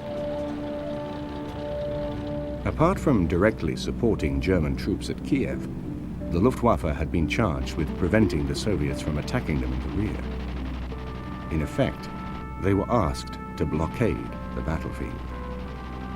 For a month, German aircraft carried out a concentrated assault on Soviet railway facilities to the east and northeast, stations, bridges, cuttings, and rolling stock. As a result, the Soviets failed to mount any serious attacks on the besieging troops. Elsewhere in the south, before the end of the year, Kharkov, east of Kiev, had fallen, and despite support from aircraft of the Black Sea Fleet, the Soviet Air Force could not prevent the capture of Odessa or invasion of the Crimean Peninsula. During November, after the return of Guderian's tanks from the south, Army Group Center was at last ready to launch a ground attack on Moscow. But when reconnaissance aircraft reported large-scale troop movements from Gorky and Yaroslavl east of the Soviet capital, its Luftwaffe units had no bombers with the range to interfere. And on the 5th of December, with German troops in the suburbs of Moscow, Soviet troops counterattacked, seeking to outflank and trap the Germans. With the ice and snow of a bitter winter now beginning, the Luftwaffe could do little to help. Effectively, it was grounded. To attack Moscow, the Luftwaffe only had twin-engine bombers like the Heinkel 111 and Junker 88. They had a limited bomb capacity of 3,000 to 5,000 pounds, but more importantly, their range was between 1,000 and 1,500 miles.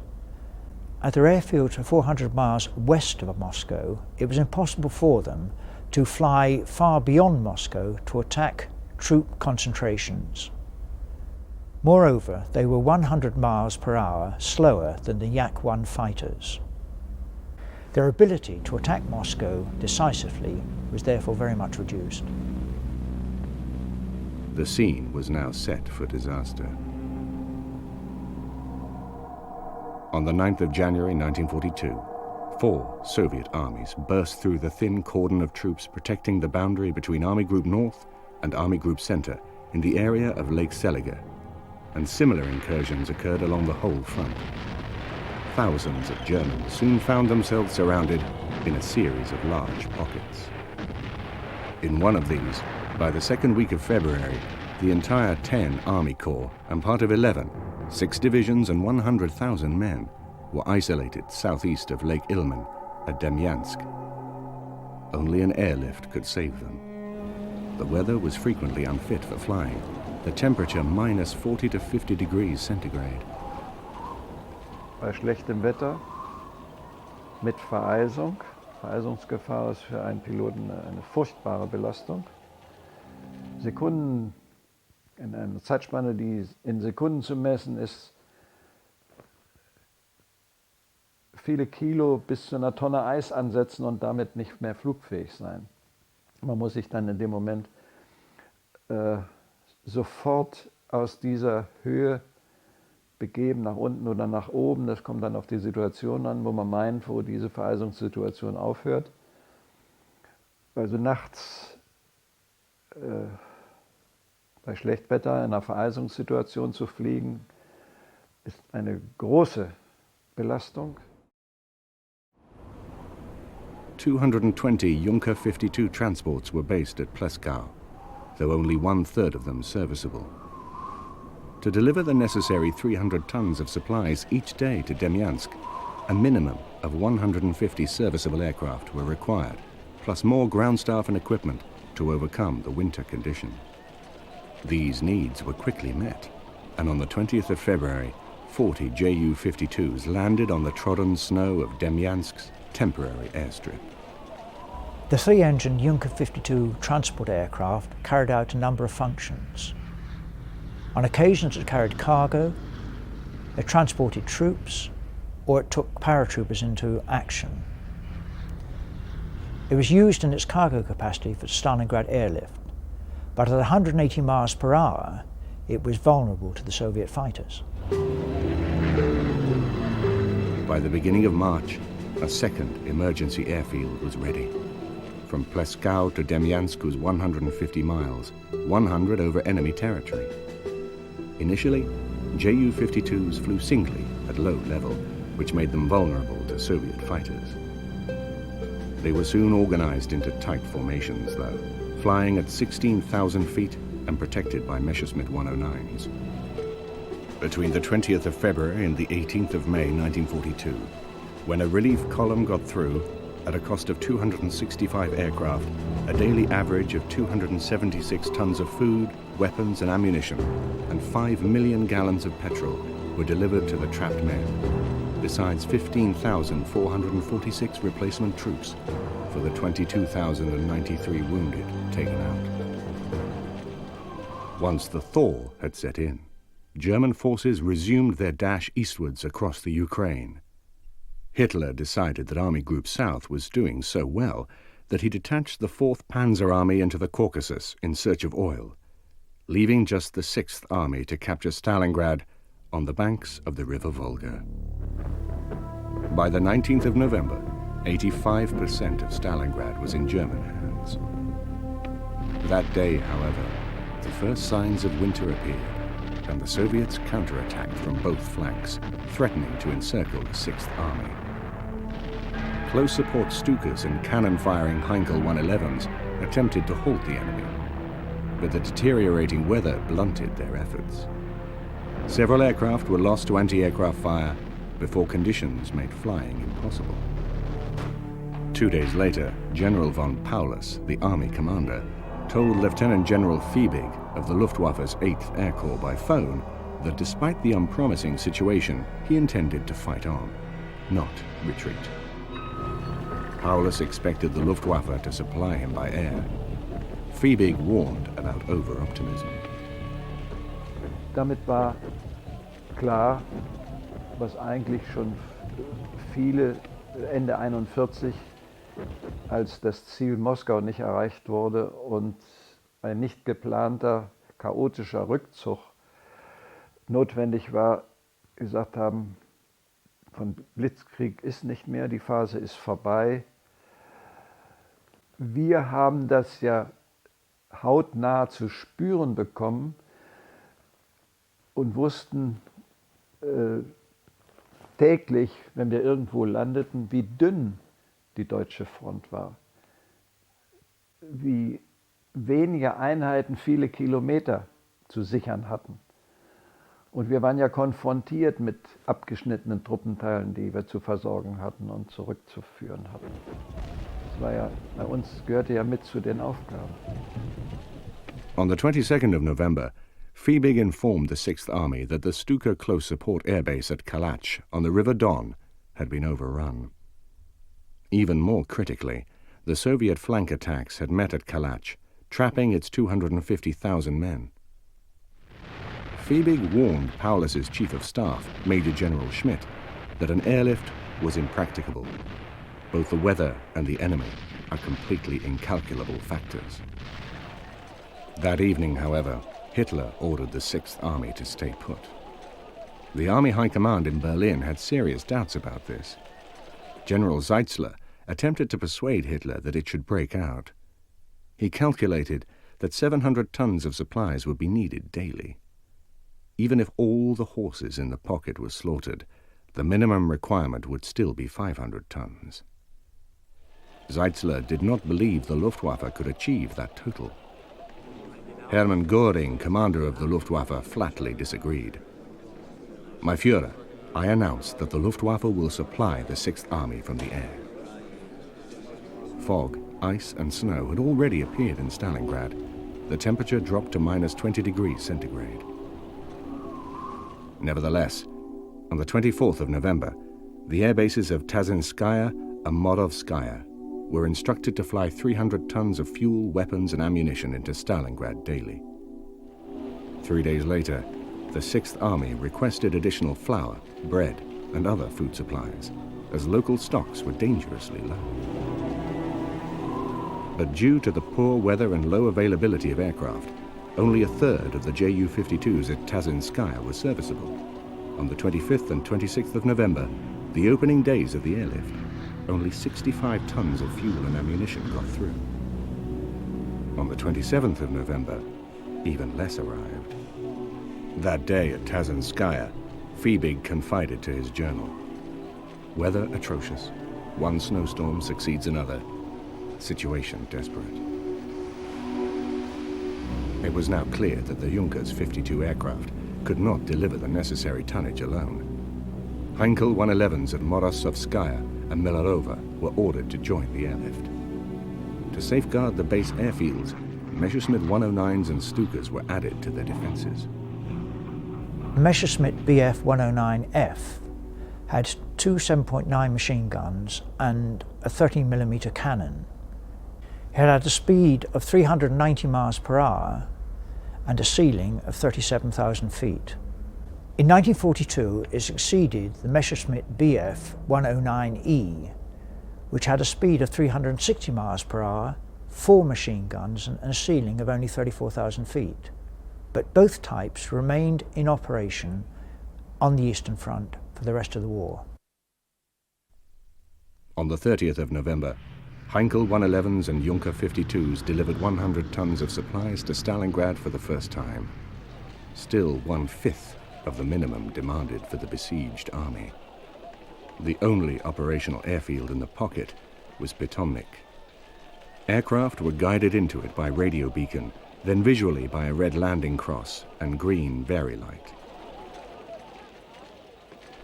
After the achievement of 100 tons cargo on the 30th of November, the tonnage dropped again as ice and snow hampered the airlift. The shortage of heating equipment to start engines drastically reduced the number of available aircraft, all of which were maintained by ground crew in the open. Attempts to erect shelters were frustrated through lack of wood and metal. Following information that a relief attempt was to be made by the 4th Panzer Army from the Caucasus and that the 6th Army would need extra supplies to break out towards it, a major effort was made from the 19th to the 21st of December. 450 sorties were flown and a total 700 tons delivered. But fog closed in on the 22nd of December and the succeeding 2 days. Then further dispiriting setbacks occurred. The relief effort failed, and the Soviets broke through the River Don defenses to head for Rostov and put Tazinskaya and Morozovskaya under immediate threat.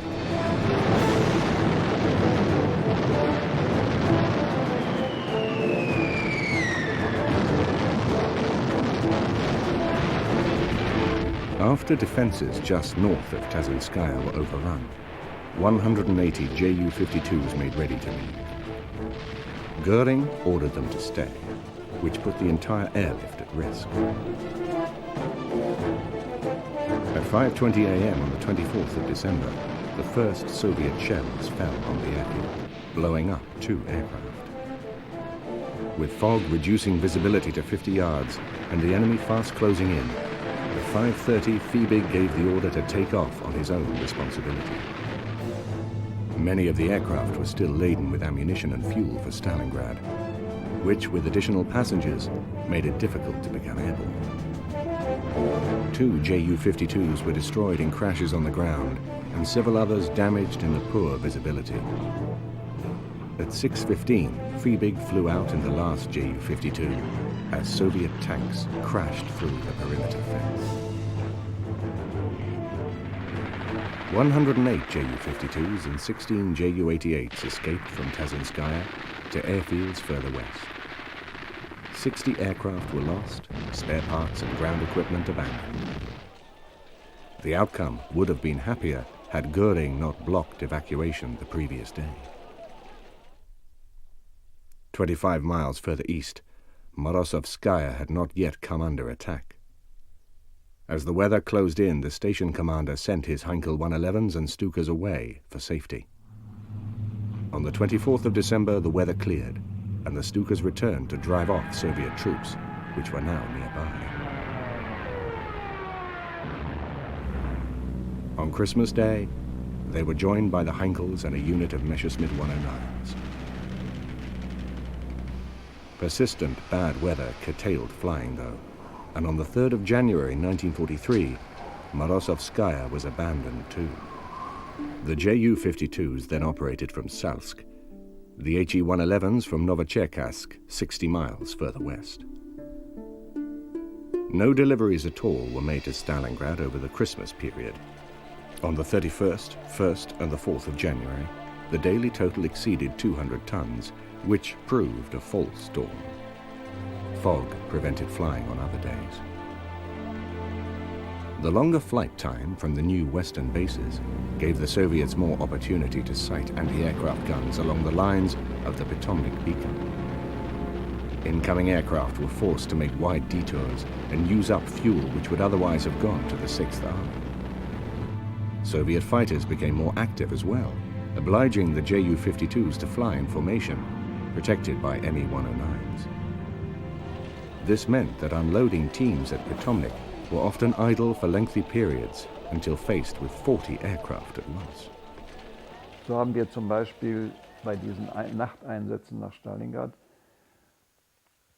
einen Funkleitstrahl, der von Saporoschje bis Mitte Stalingrad reichte, nie benutzt, um auf diesem Leitstrahl bequemerweise zu navigieren, sondern haben uns 50 Kilometer südlich oder nördlich dieses Streifens, dieses Funkstrahls bewegt und nur zur Sicherung des Kurses, wenn wir meinten, es ist eigentlich unsicher, unsere Position einzuschätzen, diesen Funkstrahl angeschnitten, 30 Grad, und sind dann auf der anderen Seite weitergeflogen.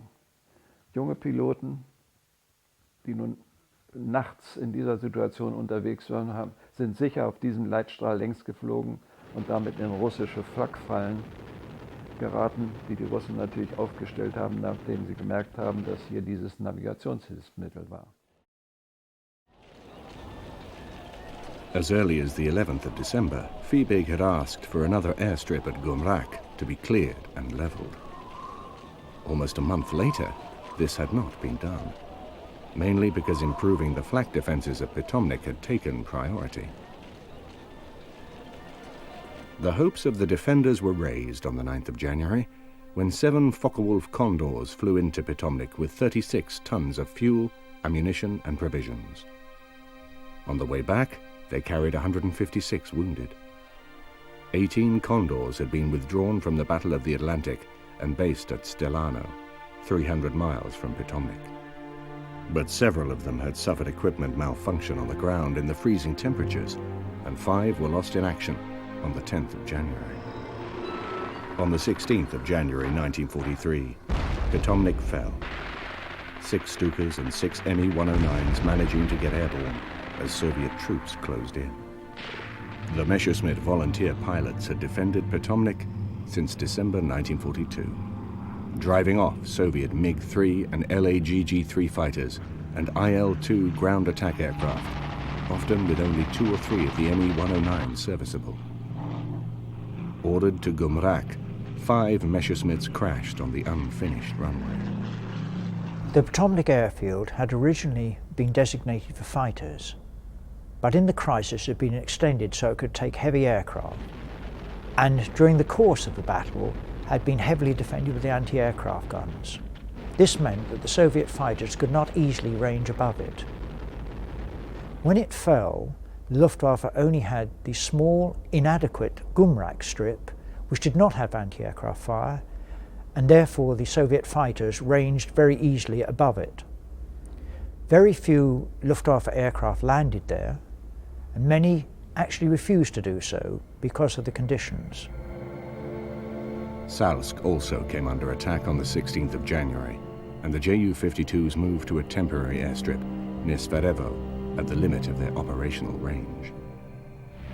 Within 24 hours, Soviet bombers found them, destroying 12 and badly damaging 40 on the ground.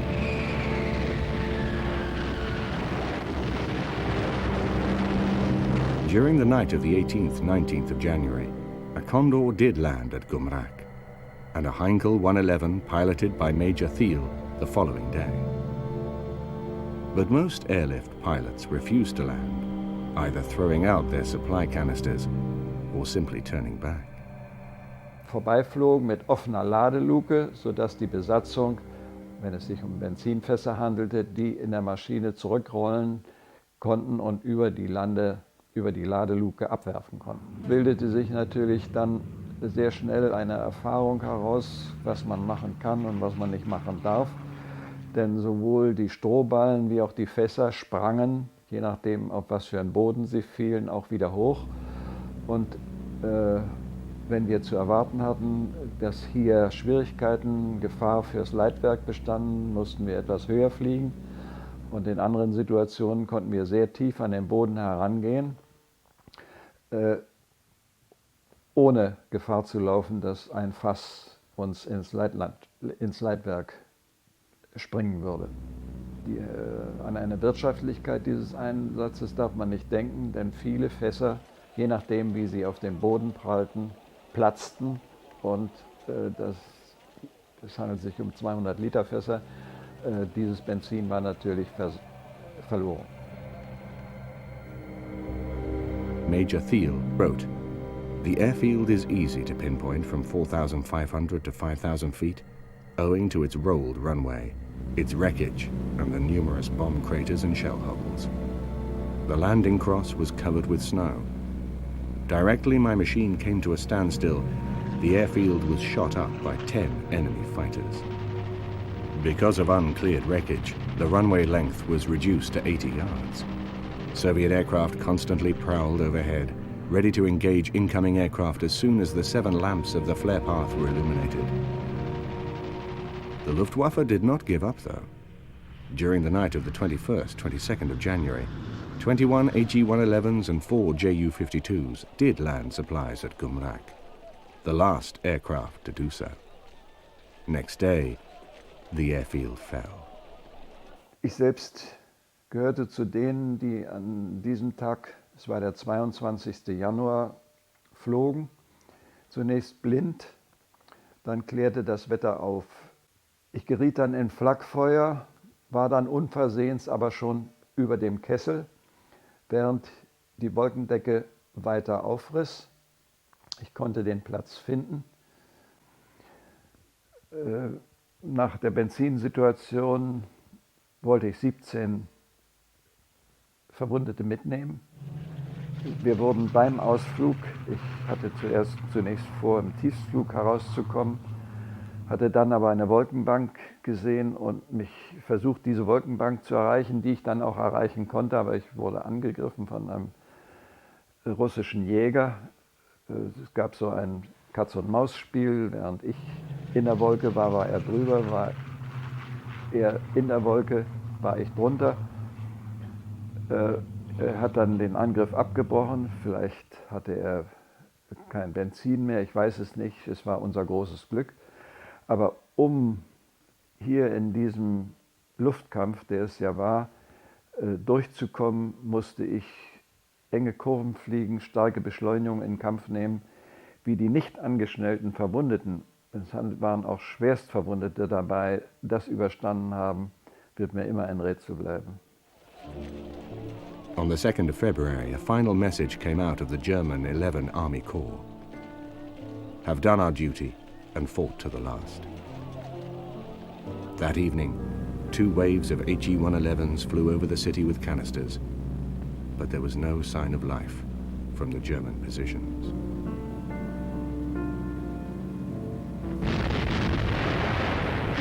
The tide had now turned. In the opening months of 1943, Soviet troops continued to press forward, and by the spring, 2 prominent salients had become the focus of attention. At Orel, the German one jutted eastwards. At Kursk, the Soviet salient thrust west into the German lines. Operation Citadel, the German plan to wipe out the Kursk salient, was scheduled to commence at 3:30 a.m. on the 5th of July. Air Fleet 4's immediate job was to provide close support. 1,000 fighters, bombers, ground attack and anti-tank aircraft would cover the northeastward advance of the 4th Panzer Army around Belgorod in the south. However, the Soviets might try a retaliatory assault at Orel, which would outflank the Germans. The Luftwaffe was tasked to prevent this. So in all, 1,700 aircraft were amassed, many of them withdrawn from the air defense of Germany.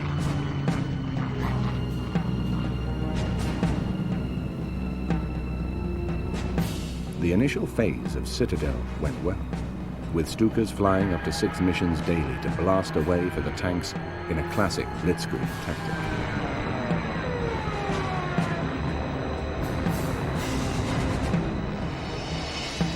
The operation was doomed to fail, though, after the feared attack on the Oral salient occurred on the 11th of July.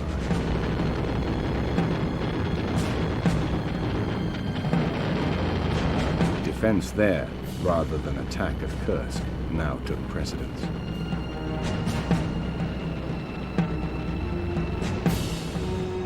By the 19th of July, the two German armies at Orel were threatened with encirclement, like the 6th Army 9 months earlier. The Luftwaffe responded in strength, throwing Stuka dive bombers, conventional bombers, fighters, and anti-tank aircraft into the fray. The Soviets were driven back, and the German formations able to withdraw. Field Marshal Model thanked the Luftwaffe for saving his command, but the salient had been lost. The air operations of the 19th to the 21st of July had prevented a second Stalingrad at Orel, but this was the final major aggressive effort on the Eastern Front. Henceforth, the Luftwaffe would be committed to close support for the armies as they fell back before the Soviet advance on the German homeland. After Kursk, the Luftwaffe's anti-tank role became increasingly important. In addition to the ground attack Henschel 129s, Stukas were equipped with two 37mm cannon under their wings, and Ju-88s carried a 75mm cannon. Even the Focke-Wulf 190s, Ju-87s, and Heinkel 177s were committed to anti-tank action.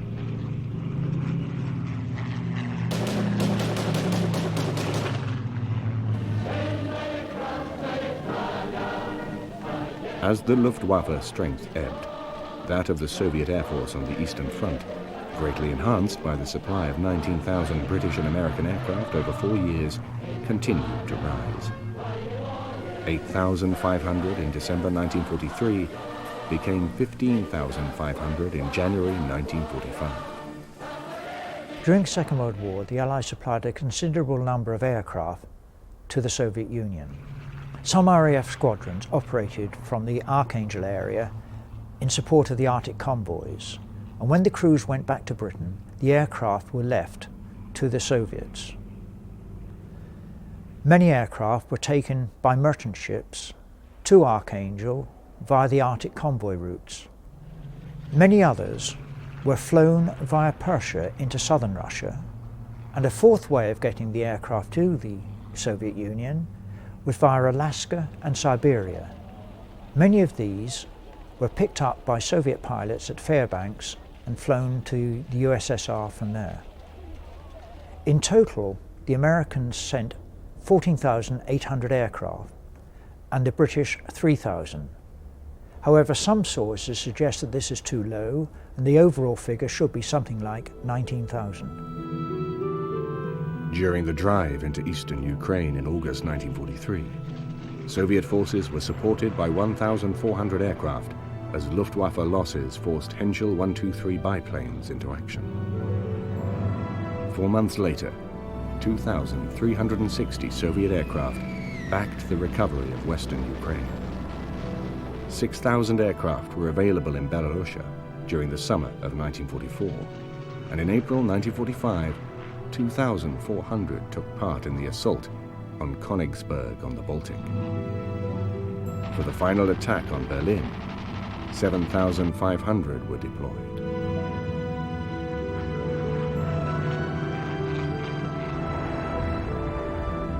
The Luftwaffe cannot be blamed for German failure on the Eastern Front. Operation Barbarossa had the inbuilt seeds of its own destruction. It was too ambitious, even before Hitler fatally undermined it by diverting troops away from the advance on Moscow into the Ukraine. Moreover, like would-be conquerors from the West throughout history, the Germans grossly underestimated the rigors of winter and the determination and military strength of the population.